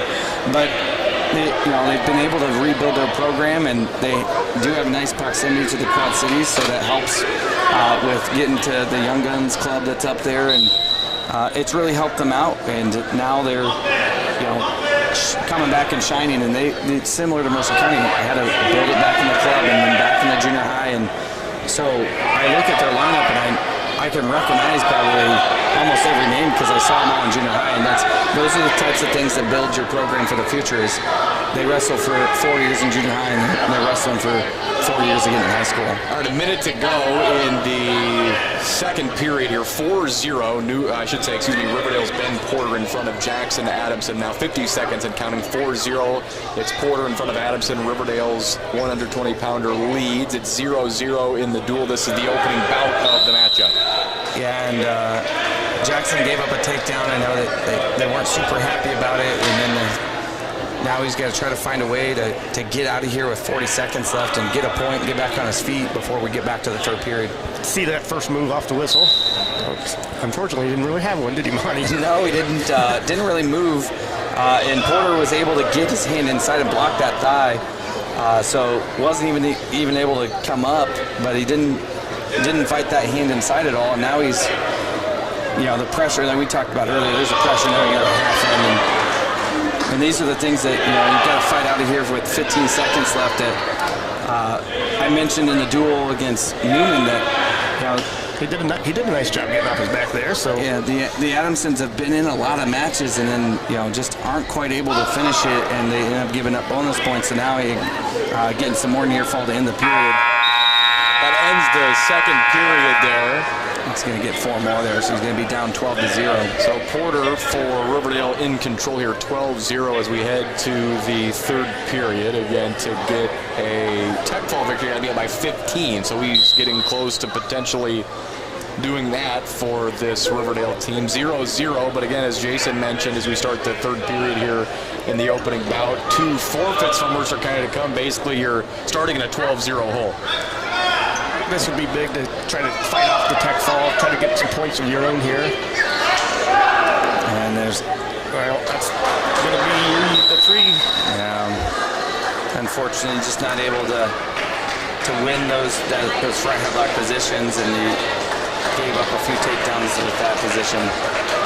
So a 15-0 tech fall victory for Ben Porter of Riverdale to begin the duel here between Mercer County and Riverdale. Rams in front 5-0 as we move to 126 pounds.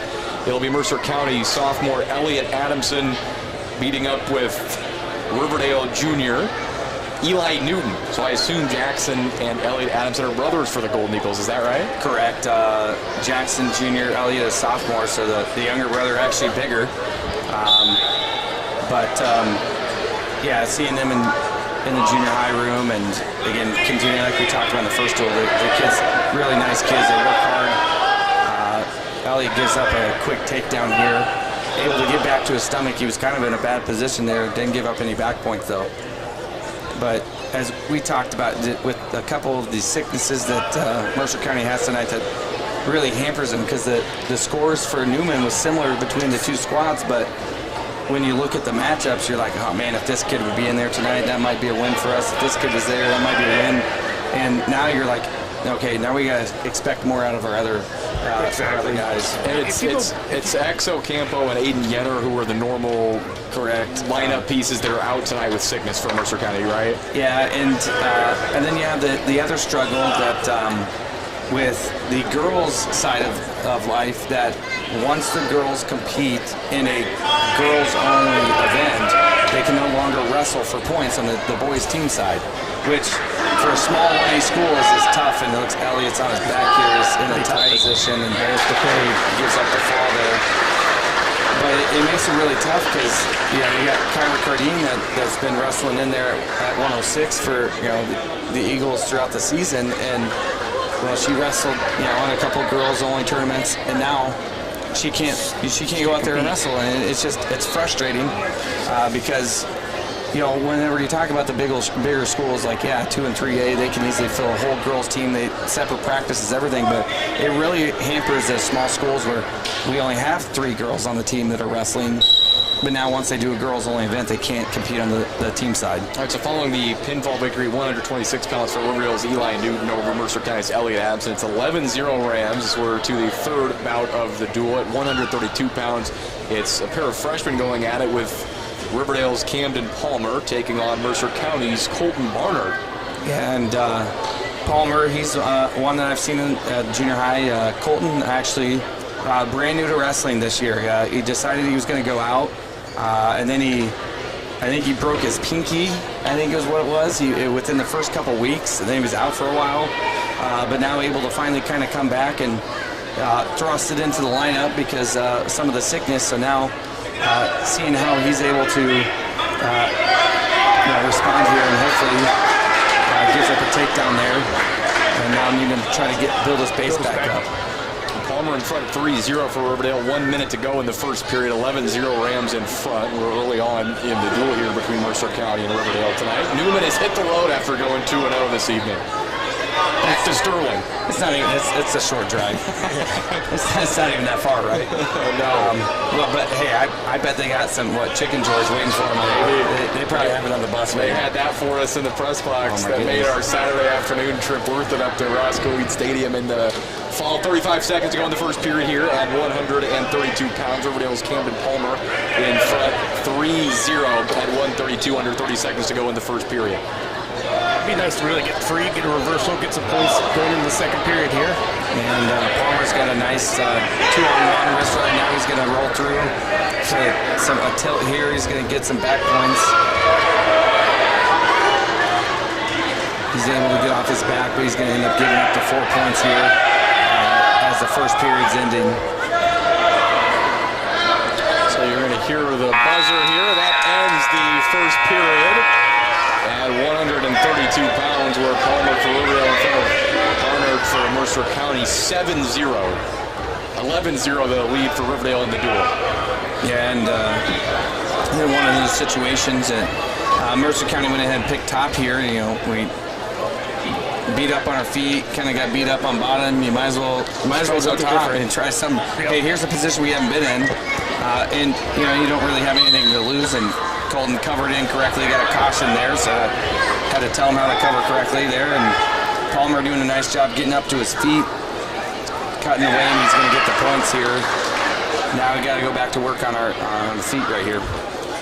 8-0 now the lead for Palmer here at 132, 140 to go in the second period. You'd hope that, with it 8-0, and again, Colton's new to this, try to find a way to squeak out, just giving up a major, but there's a lot of time left. And so he's got to, if he can find a way to get to a takedown, he tried to get to his front, but with his long legs, he kind of pulled him right into those legs, and just he's showing the inexperience there. He's a first-year wrestler, and Riverdale's program's pretty strong. I guarantee you this kid's been around for a while. Yeah. Like I said, I've seen him at least the last 2-3 years at junior high, so he's got a nice half wrapped up now, and now you hope that Colton is able to fight off. If he gives up the 4 and gets off his back, he just be attacked, though. But he's got this wrapped up pretty tight, and there's the fall. So pinfall victory for Riverdale's Camden Palmer over Mercer County's Colton Barnard in the battle of freshmen there, and the Rams are in front. 17-0 as we head to 138 pounds. Mercer County sophomore Evan Clark, who's been impressive this season, now 23-11, but he's facing stiff test here, and I should say Riverdale senior Dean Wainwright, 132-pound state champion a year ago. So what do you know about Wainwright, Monty? He must be the real deal. Oh, my goodness. And I think this is where they got a little standoff coming here.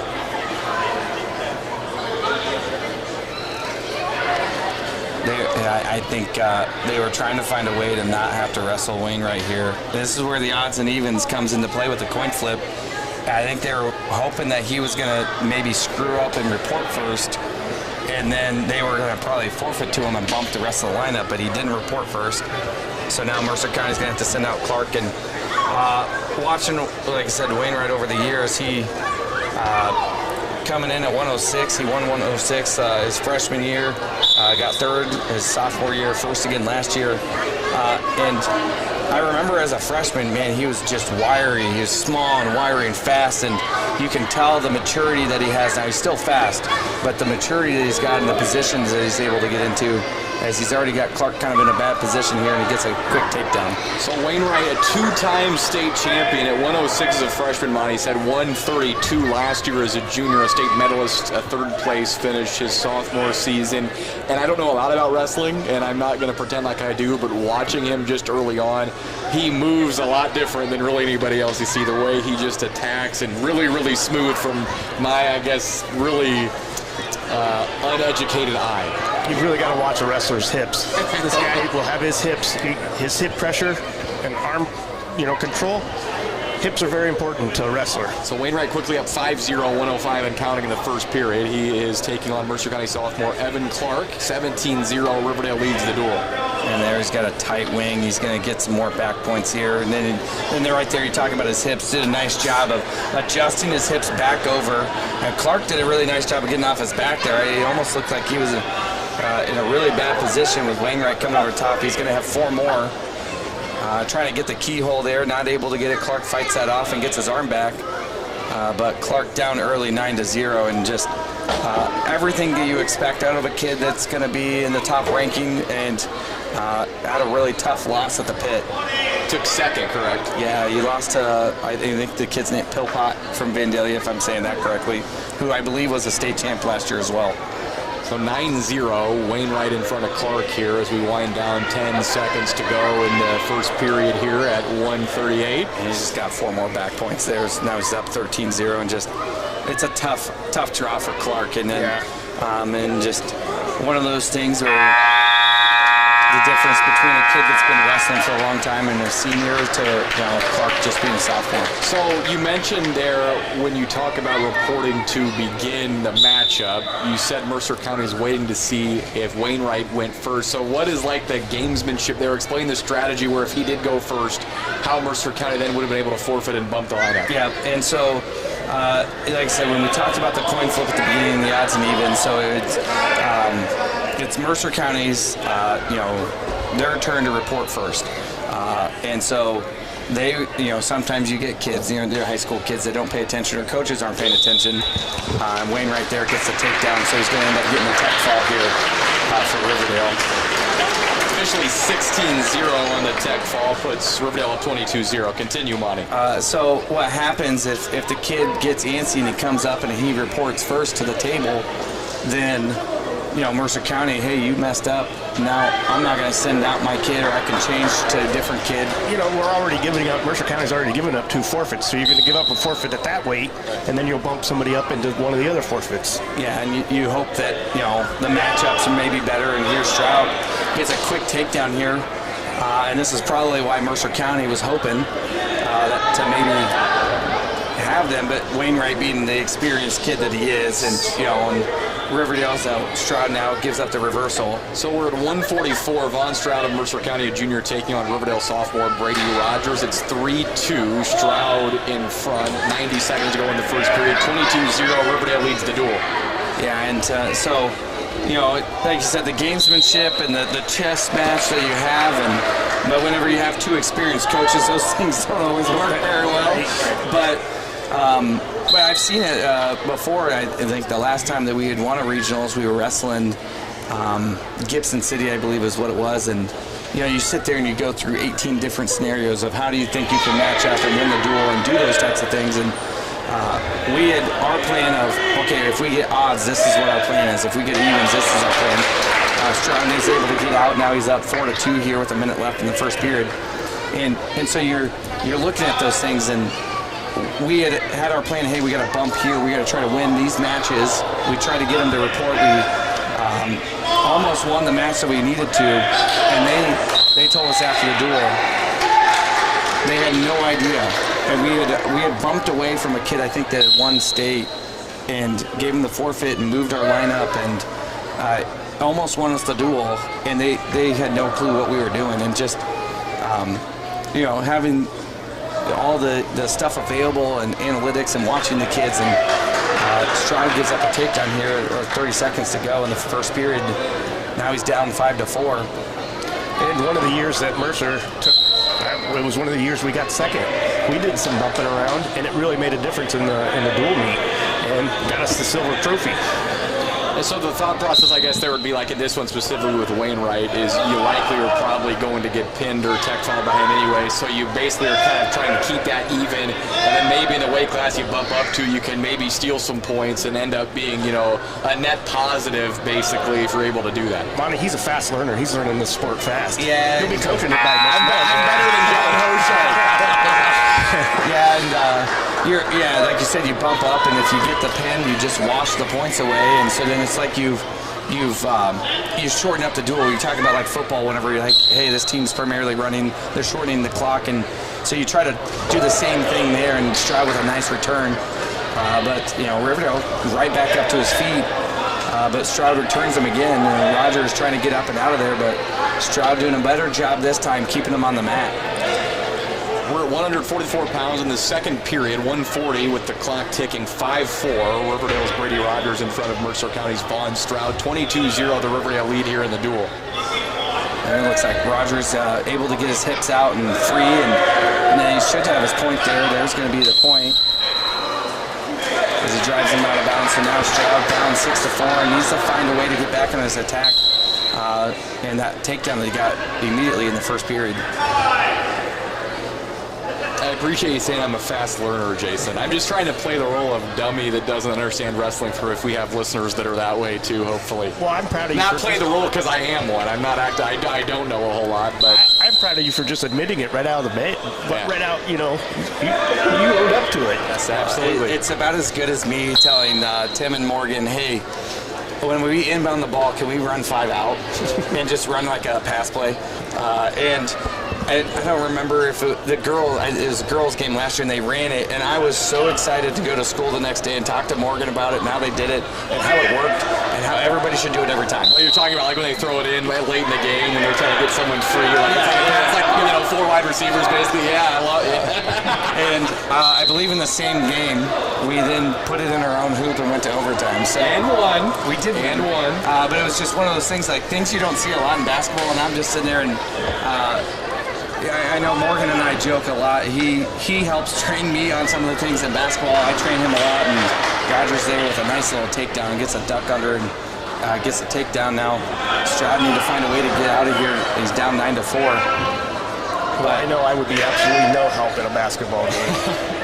We used to play a game called grappler ball, and most basketball players did not want to compete in that style of basketball. I told Monty during a football broadcast, like in PE, when you had to play basketball like with wrestlers, it wasn't fun. It's 9-4. Rogers leads Stroud. Escape there. That's nice.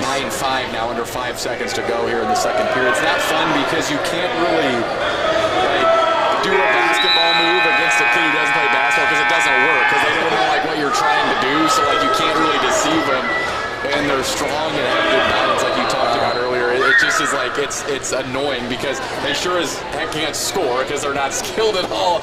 But defensively, it's like, dude, I can't get around this guy because there's no move you can do that can, like I said, fool him because they don't really know what you're trying to do as you start the third period. Rogers leads Stroud 9-5, Riverdale in front in the 144-pound battle, also leading 22-0 in the duel. I know when we played basketball in PE, I'll tell you this quick story. Billy Smock and I, we went face to face. I thought we were going to throw punches because he didn't like the way I was guarding him. Mercer County picked down here since they're down 4. If Stroud can get the escape, he'll be down 3, takedown worth 3 points, able to try to tie this match up. He needs to try to get out as quickly as possible, so that way then he has plenty of time to try to get the takedown here. Get your hips down, get the grip free. There it is. There he gets his point now. We've got to try to find a way, but Rogers right back in on him. Just relentless pressure there by Rogers and gets another takedown. That extends Rogers' lead here to 12-6 with 1:10 to go in the third period. And I think, Ty, and I know Tim has told me this before with some of the kids that I've had, that the reason why you talk about some of the wrestlers being so good at defense is because when you're in a stance and positioning all the time, you're watching the hips because the hips don't lie. And so where it gets difficult for basketball players to get by because they stay in such good position. So Tim's told me numerous times that, hey, you just keep training your kid in wrestling because whenever he's 6'4" here in a few years, we're going to change him into a basketball player. And I told him he could only have my kid in basketball if he can dunk. So I'm still waiting for that to happen. 30 seconds to go in the third period. It's a 12-6 lead for Brady Rogers of Riverdale on top of Von Stroud at 144. Need to go for something big here, down 5. 12-7. Could be a quick 7-point move. It's going to be something. He's going to. I thought he was going to just try to shove him out and get a point there too, but Rogers doing a nice job of at least sort of staying in. Pulls himself out with just under 9 seconds left here. Up 5. Resume with 8 seconds. 12-7 is the lead for Rogers. 4 seconds. That was a nice takedown, really. That's going to make it a major. There you go. You talk about getting those extra points and stealing some points right there. As you said, the takedown basically at the buzzer for Rogers takes it to an 8-point advantage, which is a major decision. You get a bonus point, as the way you guys have put it, puts the Riverdale Rams up 26-0, heading to 150 pounds, which will pit Mercer County freshman J.J. Willits against Riverdale's Brandon Bristol. Yeah, and Stroud just had a really tough time after that first takedown. He did it really. It couldn't happen within 10 seconds, and so you're like, okay, we're in a really good spot. But then Rogers able to start getting in on those legs, and Stroud had a tough time defending his legs, and just takedown after takedown, just not able to, come up with the right, counterattack to prevent Rogers from scoring. Mercer County's dug themselves a hole again. They went down 21-0 against Newman. Now they're down 26-0. Let's see what kind of heart they can show. Let's fight back into this duel. Yeah, and like you said, it's just another position for us where probably not starting in the best spot in the lineup. You want to start off with a really good match with maybe one of your better kids to get some points out right off the bat, because that can inspire some other kids that, hey, I gotta go out and not get pinned, or whatever it is. And I've watched some kids over the years where they, when the team's counting on them, and they come up in big moments and don't give up the fall, and they win the duel, or whatever it is. And so, another tough position for Mercer County. And then, like we've talked about, missing a couple guys that maybe they win those spots, and the duel could have been swapped around. And we talked about bumping. We could have maybe bumped, and maybe got away from Wainwright. So just a lot of different things. And now Willits gets taken down after a good little scramble there, down 6-1, but now he's on his back here, giving up some near fall. Tries to step over the top. Willits comes out. Now trying to get some hand control. He's just hanging on the leg now. Bristol in front now for Riverdale, 10-1 in the 150-pound matchup. Under 30 seconds to go in the first period. And JJ's doing a nice job of coming up to his feet. He just can't clear in there, and very good. He got his legs cleared finally, and Bristol was just able to kind of catch his ankle on the way out and just not able to get out. But JJ finally able to back to his feet with about 10 seconds left here in the first. I know I mentioned it earlier, but I am very impressed with all the Mercer County's hand fighting. And I know the Finches, they really work on that. It's going to run out of time, maybe. Eric's not going to give any hometown discounts tonight here. He's my neighbor, so I'll remember that. He's an Aledo native, huh? One of the officials tonight? Yeah, Eric Baker. He used to actually coach with me at junior high for a year. Finished just nice numbers. Second period underway, 10-2 is the lead for Brandon Bristol on top of J.J. Willits, now 13-2. And J.J. did a really nice job getting in there. Well, and there's a potentially dangerous there. Had his arm up too high, so whenever you got the arm across the back, you can't raise it up. You're putting that pressure on the shoulder, so they stop the match, get reset here. JJ had a really nice shot, but Bristol did a nice job of... He hit a nice neck range. Yeah, he got his hand around and his hips. You got to have really good hips to do that, and JJ not able to turn the corner there and finish that takedown. So, again, you think about flipping the match there. Hey, if you take away 3, you give us 3. Now it's 10-5 instead of 13-2, and JJ gets an escape. I like that he's going right after him. But he's kind of diving in there, and that's again, being young, and at this point you're down by 10, so you're just trying to do whatever, but you got his elbow caught up again and not able to finish this high C. 13-3 the lead for Bristol here for Riverdale on top of Mercer County. Give it, yes. And so here's another interesting of wrestling. So now the coach is going to come and argue this. So you got to be careful because technically you're supposed to ask a question. You can't question his judgment. You can't question the judgment. You got to question a rule. Yes. And Eric's usually pretty good about it. He's not one to just automatically hit somebody unless they're really being a jerk about it. So he's going to probably listen to the coach, and he's not gonna change his mind. No, and like I said, his foot was in. I felt like that was a good call. But he's going to at least listen to the coach, explain to him his position. So I like how in wrestling the coach can just stand up and walk all the way over to the official. That's great. In basketball, there's a coaching box. Technically, you're supposed to go to the scorer's table. Okay. And they're supposed to. The referee's actually supposed to ignore you until the table tells him he wants to ask you a question. Yeah, and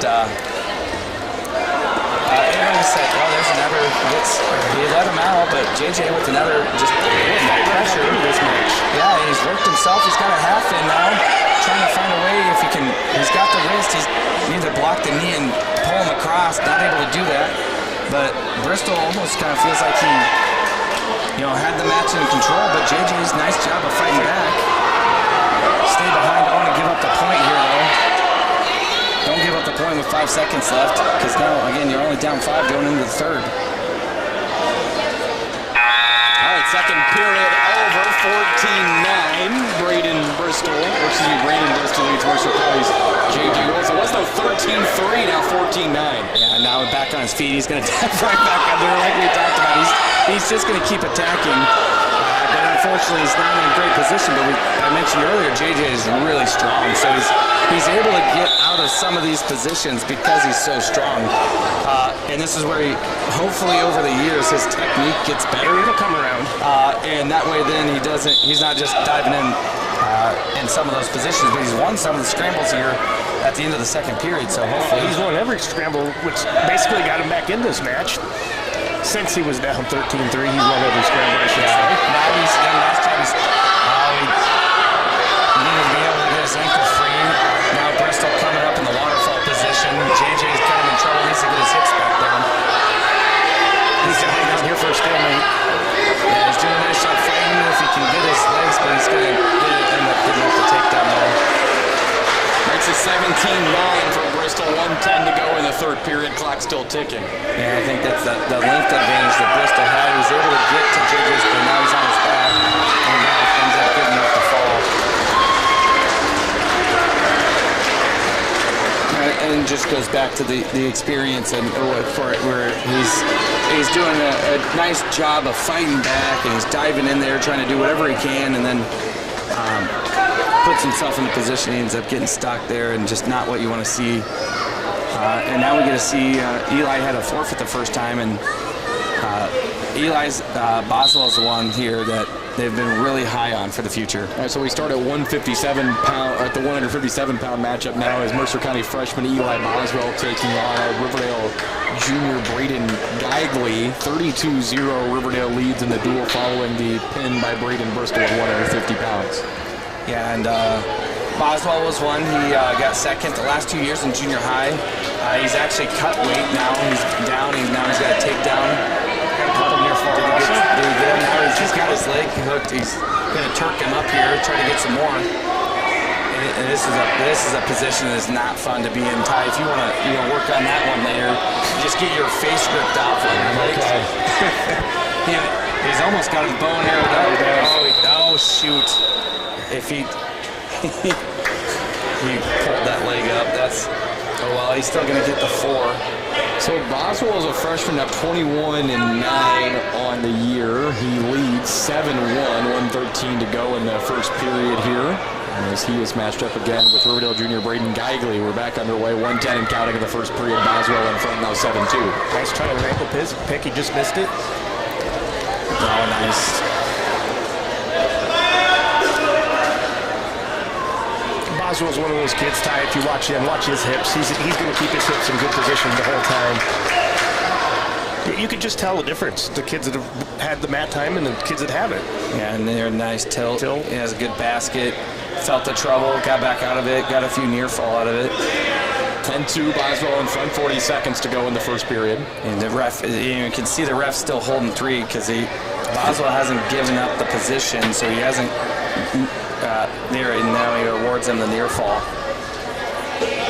Still have the same hold locked up, so you can't get multiple near fall when you're in the same hold. And now he gets right back into that tilt, gets him in his basket, and then there's the tech. And there, nice job by Eli Boswell, and again, knowing him and the growth that he's had over the last few years, and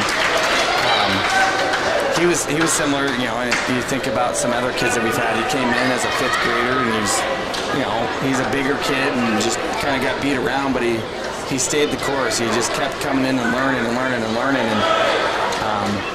he just grew tremendously, and he's been a better leader, and being able to walk in there and wrestle Eli Burns every day is going to make a tremendous difference.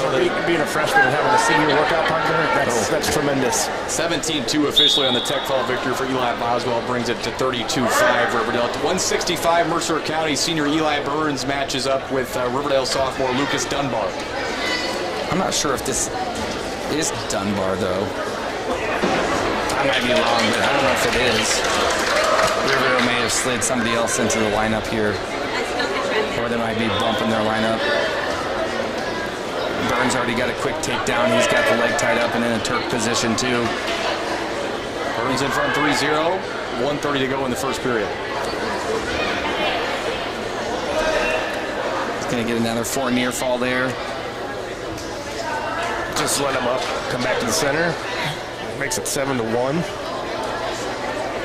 Yeah, and at this point, you're talking about you're going to give up another 2 forfeits. You're clearly out of the duel at this point. So, again, just wrestling individually in your own pride. And, and for Burns here on senior night, he gets another nice takedown there. And as you watch some of these kids and the better kids, they transition from one move to the next move and there he's got him in another Turk position and going to get some more near fall. And that's what really excels some of these kids, and you see the better kids that they're able to go, and Burns gets the fall there. Pinball victory for Eli Burns on senior night, brings it to 32-11 Riverdale leads. He's had a great career at Mercer County, Eli Burns has, Monty. Yeah, and he's just, again, one of those great kids. He's fun to be around. He's still, every time I see him, hey, Coach Smith, how's it going? Whatever, he's just, you love to see him. And, I'm pretty sure Riverdale did bump because I think this is Dunbar here. They bumped him away from Burns. Yeah. Okay, so up to 175. This will be Leland Clem McKinley from Mercer County, a sophomore, versus now Lucas Dunbar, also a sophomore for Riverdale. Yeah, and he just goes into the matchup. Riverdale clearly thought that obviously it's a better matchup for this kid. And this is what, Owen Pence? I think this is Owen Pence. Oh, is it? Okay, so Mercer County switched there. Yeah, and they got a senior in there. He gets taken down pretty quickly. Now he's going to need to try to fight Dunbar. He had 2-on-1, but Owen did a nice job clearing his wrist out. Now he got to get some of that pressure off of his hips to be able to come up and get out. And now he's winging him up. Dunbar in front here, 5-0 for Riverdale. 1:20 to go in the first period, and there is the pinfall victory. Yeah, and he had that one in there tight. So that one. But it's nice at least for Owen to be able to get out on the mat senior night. He's a kid that he's come out the last couple years. He's put in a lot of work and works hard, but just the discrepancy in the years and experience and technique, and just he's the kid that you wish, and now we're giving up the forfeits. So it's just the duel is going to kind of continue to get out of hand in terms of team score, but now again. So with the pin by Dunbar, then he forfeited 190 for Riverdale. The Rams have extended their lead to 44-11. We still have the 215, 285, 106, and 113 matches to get through, though in 106, Mercer County has slated a forfeit in that weight class. Yeah, so now this is 215. It looks like they're going to move Brady Heinrichs. Didn't go back down for this one. Yeah, he's going to go back down. So I Jake Shredea, a senior here for Riverdale, matching up with Brady Heinrich. That leads me to believe, because Lane Weber is sitting on the chair down there, that they're probably going to give a forfeit up here to the heavyweight, who clearly has a large size advantage compared to our couple 215-pounders. And I think Lane's even trying to get down to 190 for the postseason. That's what my notes said from Coach Finch. He said he will be at 190 for the postseason. And I know that Henry, which younger brother, won state last year. At the junior high level, Henry's a freshman. Yeah, and so he won at junior. And I think Madeline Brady here in a bad position, gets taken down. He's on his back now. Got to find a way to fight off his back here. But there's a lot of time left right now. So 1:10 on the clock in the period.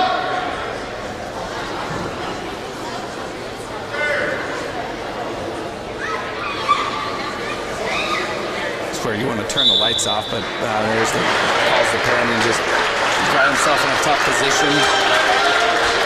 So there's the pin for Jake Shredea of Riverdale over Brady Heinrich. Puts the Rams in front 50-11. 50-11 the spread.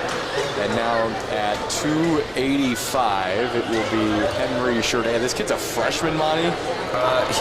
Holy cow. So from my understanding, he had to cut quite a bit of weight to make it. I think last year, the first time he made weight in junior high was for regionals. Wow. And he won the state title? And he won the state title. At state level?